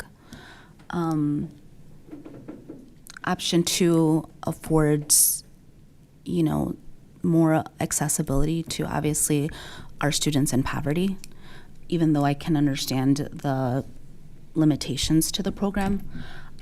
Historically, I think that there's been some disparities in how that application-based process is. I know at one point we discussed about the application coming to the board so that we could see what that looked like, and how families qualified for the free and reduced lunch. I know that at some point it wasn't as accessible, and there was some concern in, how families were qualified. Mm-hmm. So that would be my concern. Yeah, the application would be based off of the USDA. The USDA puts out, the federal government has their own application process. We would use the same application. It would just be a matter of underneath the National School Lunch Program, if you submit an application, it is what it is. And the district is only responsible for testing 3% of those applications to make sure that that the amounts that were listed on the application are in fact true. And we would probably end up doing something more similar to that, of trying to follow the National School Lunch Program guidelines in that manner, instead of having families submit with pay stubs with those applications and and stuff like that. So we would definitely look to follow USDA guidelines in that manner more closely. And the only thing that I would say to add to that would be, obviously, I know that the cost incurred to some students, I don't know if it opened up more gaps to accessibility to food, just because I know that at one point, some kids don't necessarily have the funds to bring to school to buy their lunch. That's where I think we'd have to do, to Mr. Oberg's point, a better job of making sure that it's as easy as possible to fill out the application, because then even with the greater access to a variety of food, students who really do rely upon that free or reduced fee access, the application process wouldn't be the barrier that maybe it has been in the past. Yeah, agreed. And as a reminder, since Mr. Oberg's been here, has been looking at that, but as soon as the pandemic hit in that spring of 2020, his first year that he got to oversee that, we just haven't had to do that any longer. So again, the intent is just to provide the board with the awareness that we have 3 options. Next year, we're going to utilize ESSER funds to continue with the free meals for all students. But the changes with the House bill coming on does give, again, some new options for the district to consider. So that'll happen later on once the school year gets underway. Sounds like from some of those deadlines, decisions will have to be made before December-ish. For sure. If the bidding process is going to be involved, yeah. All right, anything else regarding food service and free lunches? All right, that brings us to garage storage proposal. All right, so as with any school, space is tight, storage is difficult to find. As such, we started to discuss ways of adding storage along with a possible location for that said storage. So after we had some discussions with DLA, we reviewed water drainage plans and discussed with the city to ensure that they'd be on board. We determined that building a garage next to the concession stand at the stadium would be the best option to provide some much needed storage space at the stadium for athletic and maintenance equipment. But in order to put up the garage, a concrete base would need to be installed. The garage would be purchased from Menards, and then it would have to be built, which would include roofing, electrical, among other things. So we do have a quote from a trusted vendor that's about $20,000, and we have 2 quotes to build the garage, with the lowest quote at $11,900, and then based off internet pricing and other internet searching for fab garages, the price we'd be able to find a garage for less than $13,000, which puts that overall cost just under $50,000. So we would be coming to the board in June to get that approved to build the garage next to the concession stand. So.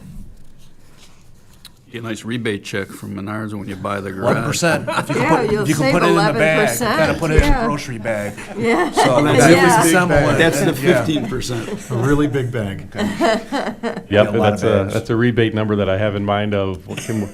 Make sure to keep a hold of that, make sure that doesn't disappear. Yeah. Keep your receipt.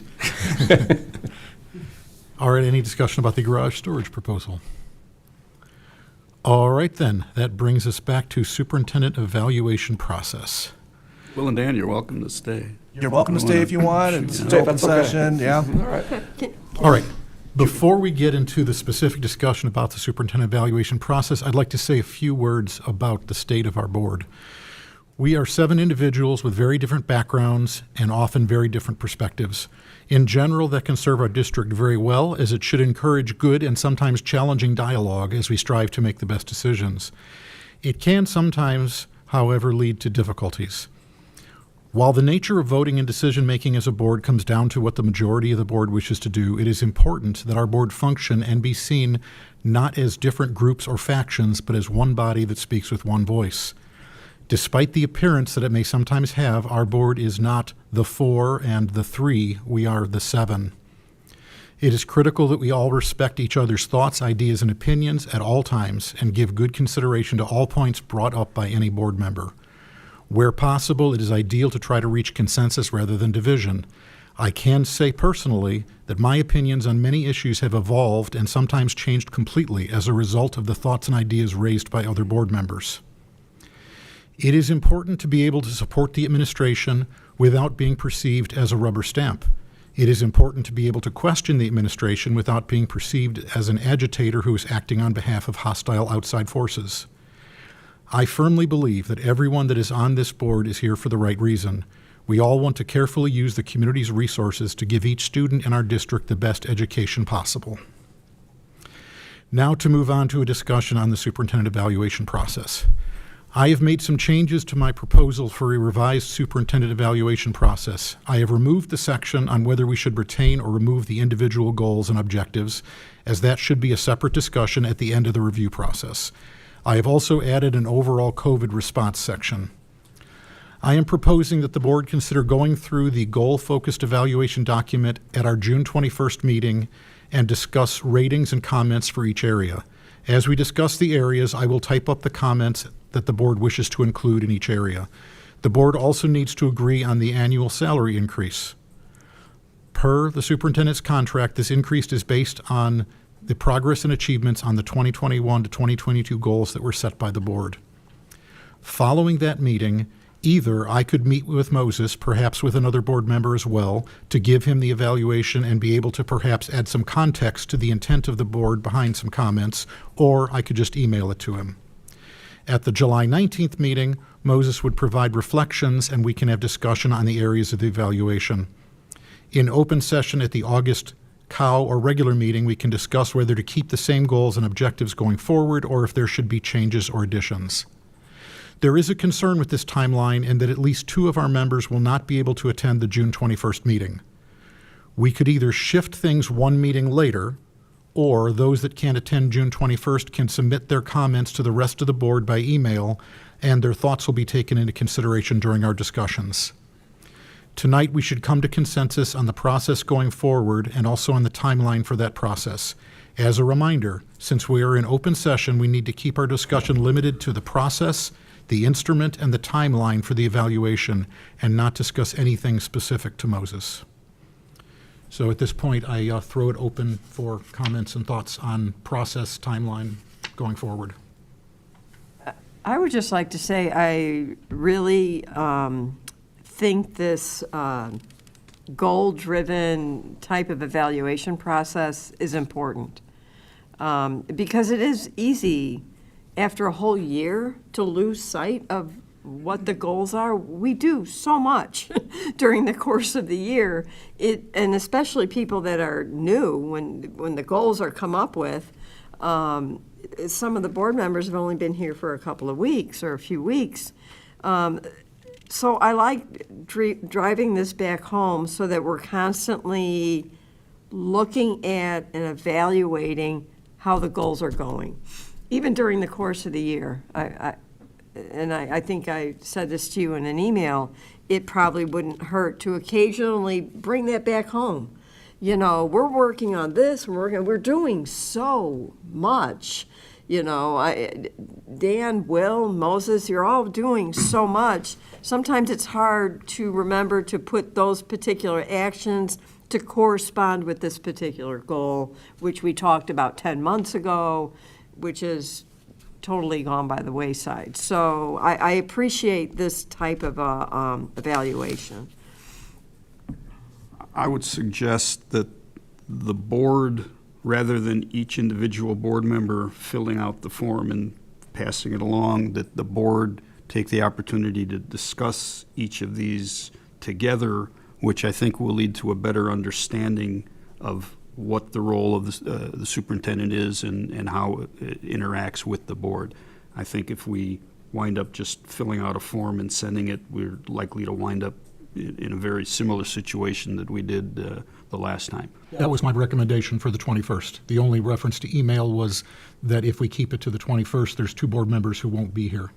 But my recommendation was that we discuss it as a board that night, and I will type up what the board consensus wants to put on it. So use these as guidelines, but not fill them out before coming to that meeting. Basically, get your thoughts together, and then we would discuss it as a board, topic by topic, and reach consensus on what the board, with one voice, wants to say to the superintendent. Bob, I think it's important that you did say tonight that we are a board of 7, so I do feel that this is something where all 7 of us have to be present. So you would recommend pushing it back and not starting it on the 21st, but starting it in the July meeting? Correct. Is it possible, and forgive me, I don't know if we have like a definite deadline that we're working with, but is it possible to discuss it at the July COW and then? We don't have a July COW. We don't have a July COW, and I guess that answers that question. And in terms of timeline, we are well beyond the timeline. We're in overtime anyway. already. So, I mean, to the effect that with the board's conversation, I think it would be mindful to realize that that should also be not just a conversation about what to do with the evaluation for this year, even though we're in July, but it's also the process for moving forward. Yes, So it kills two agreed. birds with one stone. Agreed.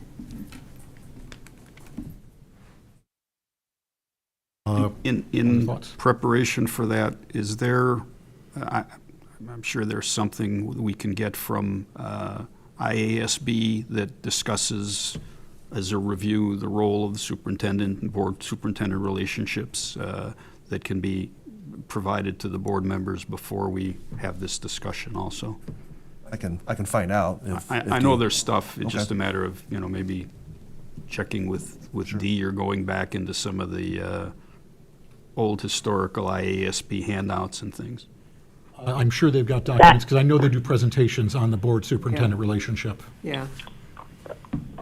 But that was the whole reason behind discussion on having a board retreat, was specifically to address those issues. So we're back to putting the cart before the horse, it sounds like.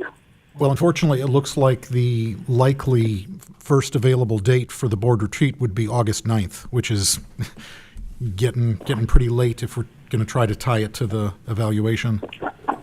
And that's a date that I'm unavailable, so unfortunately, and it's a retreat I would very much like to be a part of. Okay, then we have to look at new dates. I would suggest then we just decide as a board, have the goals been met, yes or no, period, and move forward to having having a retreat to discuss how to do this for next year. So you don't believe that we should go through a formal process and have discussions on the individual goals and objectives for this No, year? because I don't feel that the board is prepared to do that effectively. Well, I think we are. I think Bob has made an effort to try and focus things more so that when the evaluation is filled out, it's more specific to address his goals. I And think Bob has made an effort to do that, but I still think there is a basic misunderstanding of what goals entail and what the job of the superintendent entails. And that was obvious in the results from the first evaluation, that there's a lot of lack of understanding of what that role is. So without having that education and knowledge base, it invalidates basically anything that we put in there at this point, even when we dummy it down to the bare bones. excuse me, dummy it down? Is that what you just said?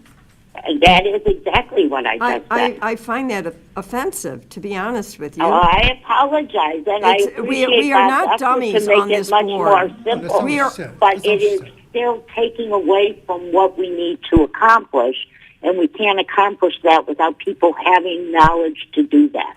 And that's why Rich unfair to the whole suggested, board.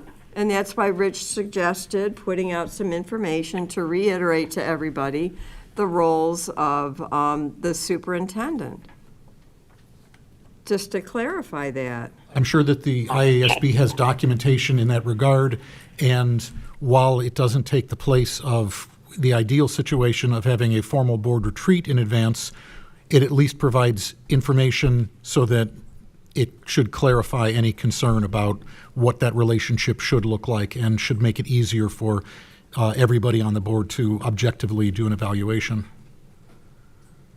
Would like I think the kind of what you guys are alluding to is like kind of having someone come in like maybe before we actually have our next board meeting, like an hour or two or however long it takes. Like would that be something that would be like feasible? Well, that would be an ideal, but unfortunately, the scheduling doesn't work. Our IASB representative is not available during dates that we're available. And while if we're going to have any kind of board retreat to discuss things like this, I think it's very important that all 7 of the board be in attendance, because if we're talking about something as critical as board relationships and board superintendent relationships, we all need to be speaking the same language and have the same background. So it's got to be a date when all of us are available, which has been challenging, as summers often are. I think it's worth going back to the calendar, though, and reassessing availability For the for the retreat. retreat. Yeah. What I gave to you was what Dee's availability was, period. Is she the only person that does the retreats? She is not. There are others that we can, certainly look at. I will say, however, not to cast aspersions, there's difference in experience and quality in facilitators. And we're not likely to find something that we can pull together between now and the 21st, and we already know there's 2 board members who won't be here on the 21st, so we still have to resolve how we're going to do that without pushing this too far down. This was supposed to be done several months ago. We had a couple board meetings in the spring where this was on the agenda, and we didn't even open it up because it was already too late at night, and we just, other things went too long, we had to push it back. So that kind of set the stage for where we're kind of behind the calendar quite a bit on this right now. Gary, what thoughts do you have so far? I tend to agree that we need to have discussion with ISB prior to doing another evaluation. I don't think we're going to get very far in doing a valid evaluation until we've had everybody sit down and talk together with ISB. I really want to see that. Well, that pushes the timeline much longer than I'd like. I just don't know that we're going to get to where we need to be without that. If that's the case, then we would need Moses to agree to allow it to slip that much later, and then we'd have to discuss whether salary increase would have to be made in advance of that, or if that would have to just be retroactive, and whether you were comfortable with that. Well, I guess in just reflecting all the complexity behind this, I do appreciate just wanting to take the time to reset and do this more appropriately. I do also want to give the board, and as well as the relationship with me, the opportunity to just know that once the school year starts, this is the period by which we move on and move forward. Because it seems like with everyone's schedule, the summer's just going to get away, and the longer we get away from 21-22, the more it seems like it was, that much further long ago, and try to resurrect and remember what was going on is going to be difficult. In a lot of ways, the goals that you have and the documentation with that is what it is. It's already done. The 21-22 school year is done. And so there is a logic to say with this evaluation, which I would be agreeable to just go ahead and look at the goals, use that simplified rubric, and I would just adjust it by taking off the word complete, because I don't think any goal is absolutely complete. It may just shift in priorities. It's just whether progress is appropriately made. From year to year, you can have one goal take a more precedent position than others, or it could just completely change, but I don't know if it's ever complete. And just focus on the goal itself so that it could be just completed, and then that way it's a fresh start as we look ahead with the retreat, possibly with input from D, to go through this whole process. I mean, that to me is I think the most logical, and I'd be agreeable to that for the board.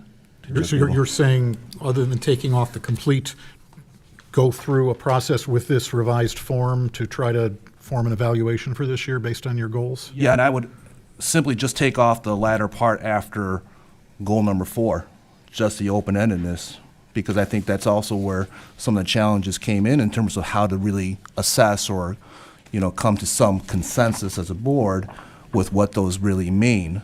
So if you just narrow it to the goals itself, just for this year, because we're already into June, July, just to. So these overall evaluation areas, these 3 Right. items here, just take He's those right. off? Yeah, just take those off, correct. I'm all right with that. And that's Are you just on? just the evaluation for this year. We're in unusual circumstances. We're trying to get our legs underneath us. Then we can just focus on moving forward and have the time in August and not feel this pressure to get the 21-22 evaluation completed when we're already into 22-23. And I know that one of the things that the IASB does do sessions on is specifically around superintendent evaluation, so I think we can ask them to customize things so that part of the Right. content is, here's the challenge we've been dealing with superintendent evaluations, here's what we used this year, help us figure a way forward to do this better. Right, so in essence, this last page would have that part taken off, so it would be more of a, kind of a binary rubric evaluation based on this. And then when we come back in August, we can have a bigger discussion as to what this whole thing would look like, what's the process involved, get the boards on this, every So member on the board. basically, you would suggest would then, on each goal and objective, decide, has it been started and progress made, and then just overall comments on each of those objectives and goals. And then what about this part that says overall evaluation areas? Are we leaving in, I guess, anything that would be like an overall There's no comment? overall. I think because he's it's recommending goal- you take that out. Because it's goal specific. Okay. So it's looking at the individual goals. Okay. Yeah. So if you were to do a self-evaluation following these goals, which is kind of what you've done in providing us with Right. feedback on what you've accomplished, and we would agree to that, then we've kind of taken care of sort of the history of what's gone on Yeah. up until this point. Correct. And then we would, have an opportunity to basically prepare ourselves for next year's Correct. evaluation and look at goals and things.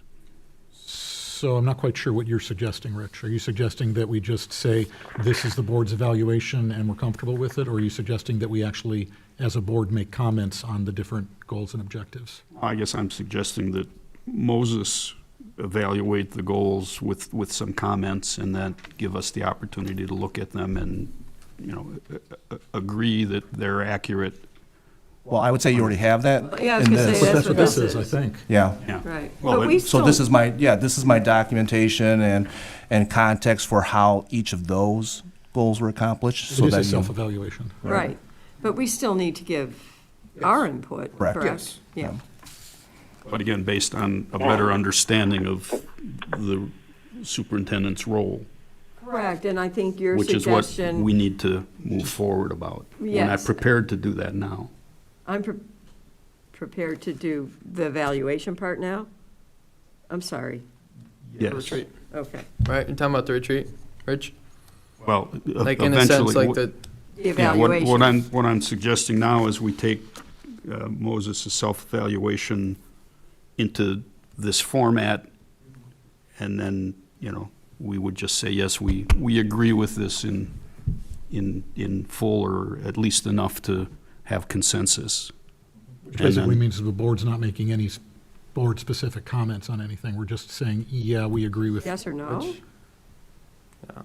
Seems like we should be.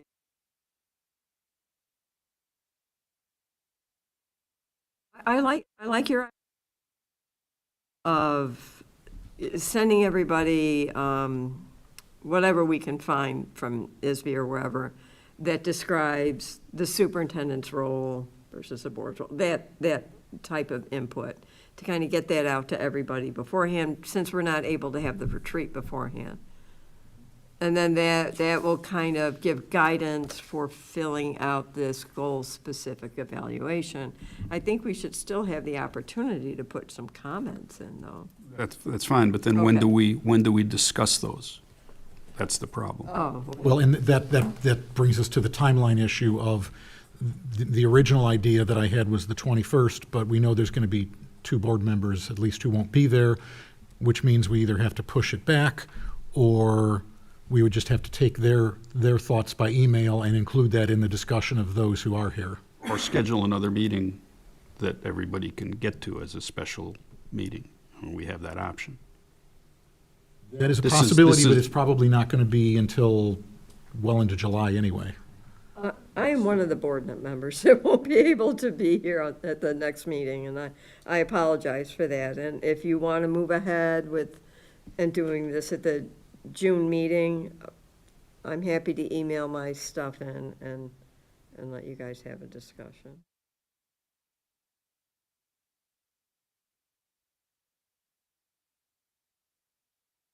And I would say that in light of comments made previously tonight, I would think that, again, going back to what Bob said before we went into this discussion, we opened it up.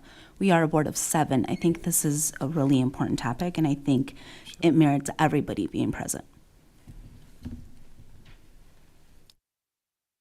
Do we know tonight of anybody who's not going to be here for the July regular meeting?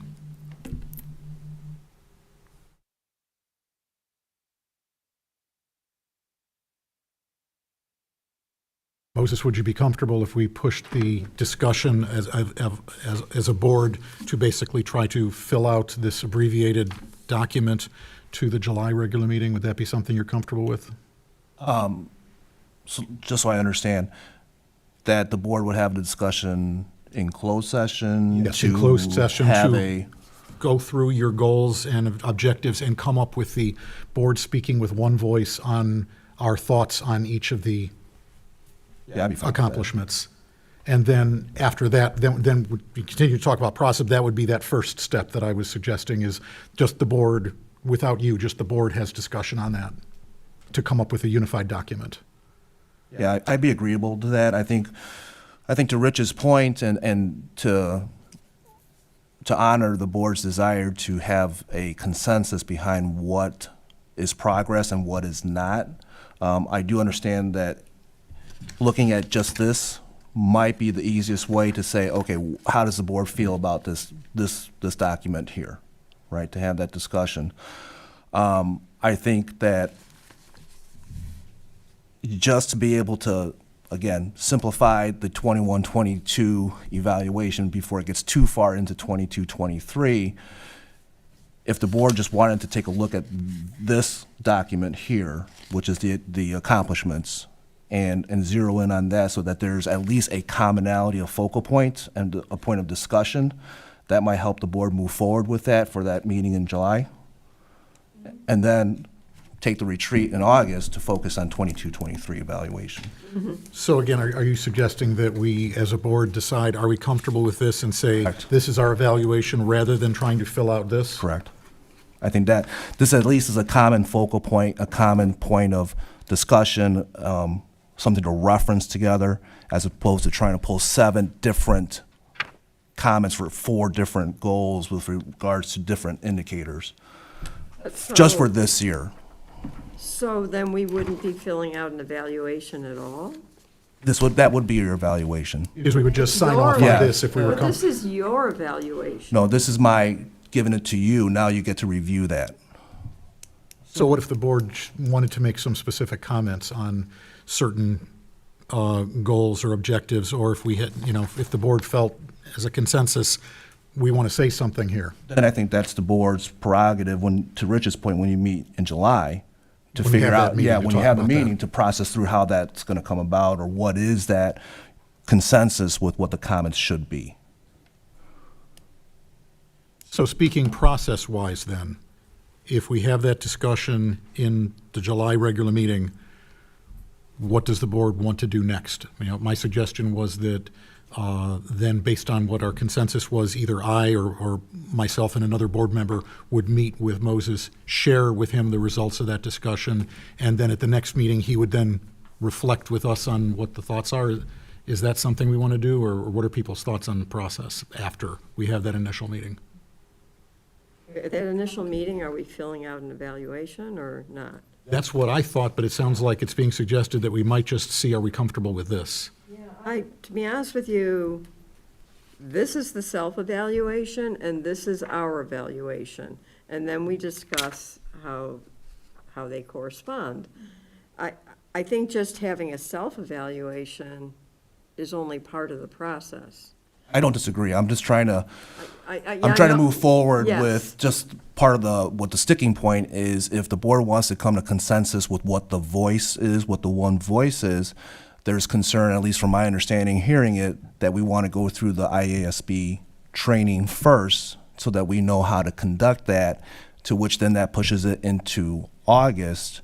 And if we are then pushing it into August, then we're really into 22-23. So let's use that for that process moving forward and try to just button this one up. However, in recognizing that the board does want to have an opportunity to provide input and comment, if we can narrow what the focal point of the discussion is, which is the self-evaluation, and then give the board the opportunity to review and have input into that self-evaluation, that also seems to at least address the board's need to have some input. I mean, that's kind of what this document is trying to accomplish, where the board Yeah. could make specific comments on each of the goals and objectives. I mean, you could say, the board agrees with the provided accomplishes document, or the board had some additional comments. Right. The idea was this would enable the board to speak with one It voice. just gives you Well- a by format, point. yeah. Right. It's the one voice, but then the comments, whether that gets consolidated in one voice, is what I heard was the question of how that is going to get done. That would be the discussion. The board would decide as a consensus, this is what the board wants to say. Correct, but what I heard was that not knowing how to do that, or not wanting to wait till IASB has the training so that the board knows how to do that, knows how to pull that consensus of one voice from all the comments. Well, that was where the idea was, while it's less, in an ideal world, the retreat would come first. But in this case, since that wasn't able to happen, some information provided by IASB sent out to the board members at least Preparation for provides that discussion. some background information. It's not the same as a retreat, but at Yes. least it's something to enable a deeper understanding of that board-superintendent relationship. Would probably be beneficial to move that forward, I would think. Yeah, if the board is wanting to just take that document or take whatever materials that IASB has on just how to conduct that superintendent evaluation and somehow come to a common understanding of what that means, I'm agreeable to that in the sense that I do think it's important to be able to just move quickly as possible beyond the 21-22 evaluation and not let that get too far and too deep into the 22-23 school year.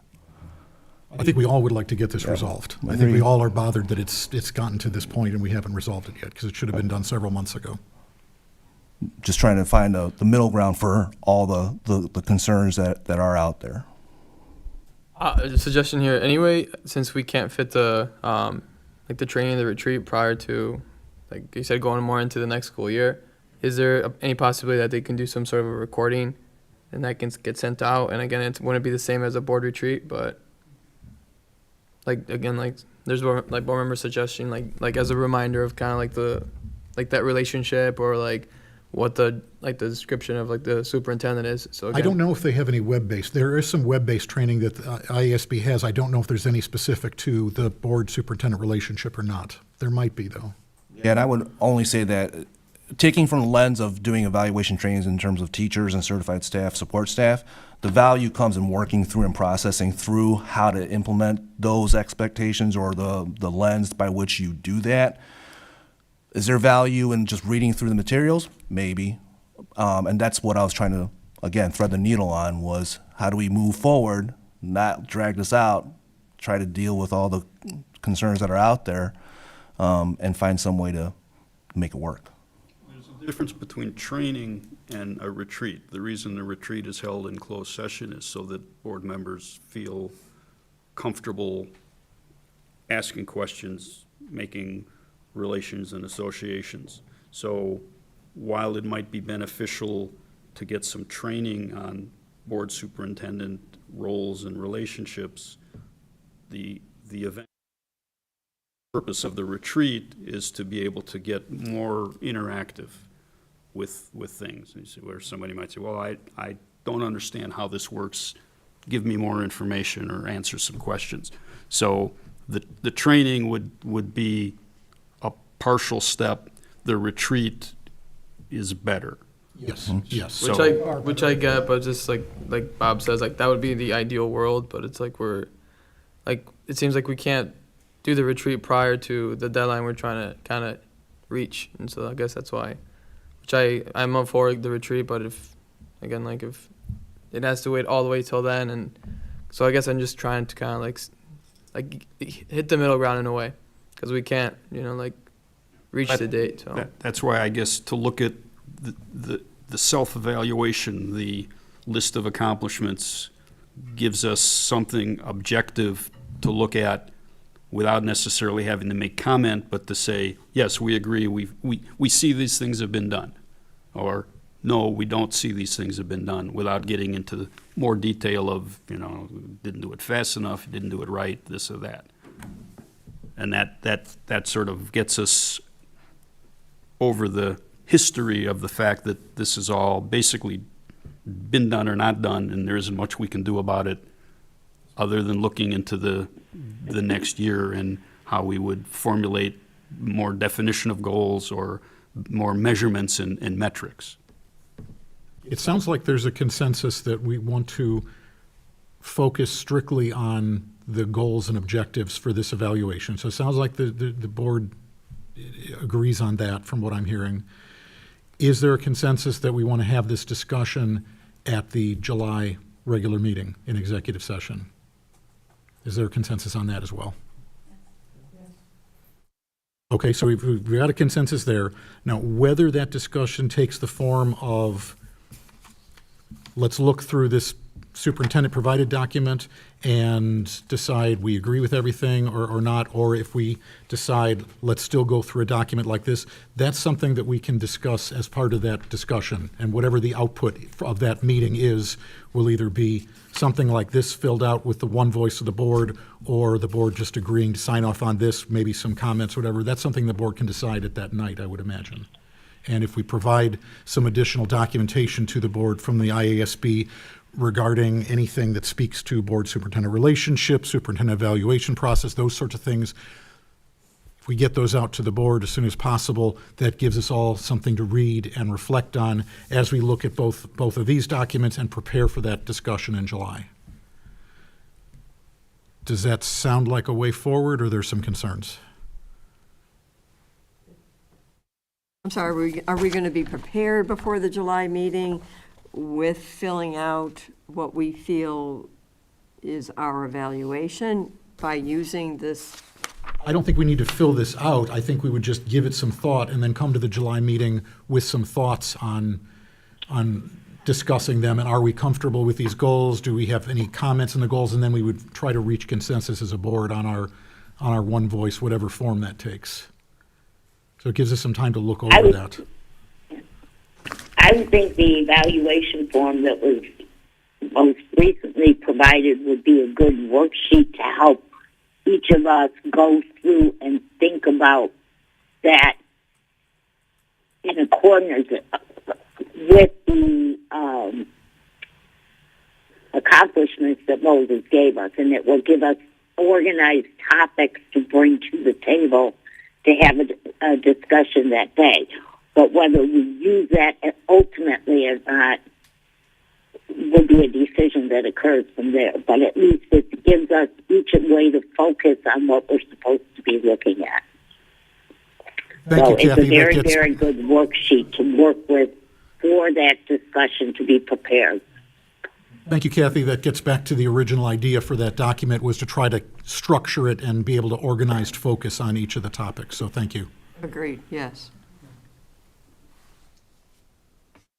So are we as a board comfortable with that, and we want to move forward with that discussion on July 20th, and we'll get information out to the board?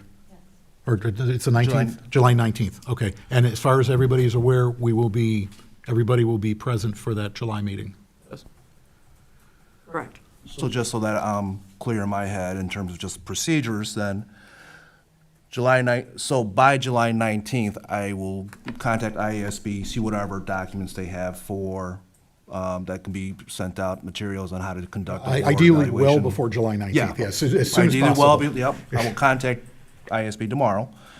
And then the board will meet in closed session on July 19th to Come up with the one voice for of the the board. evaluation, by which most likely then August, let's say, there will be then my discussion or review with the Be able to board. reflect on that and have further discussion. Possibly August 2nd, closed session at the committee of the whole meeting. Quite possibly, yes. Okay.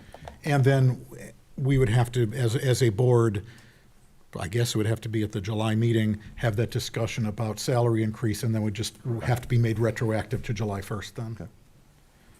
Okay. And also, we need to find out more available dates for for the retreat, since the dates you provided apparently are not going to work for everybody. 9th is not? Night, and Kathy said she can't make the Oh, 9th. okay. All right. So we then need to look at some I more got you. dates. Okay.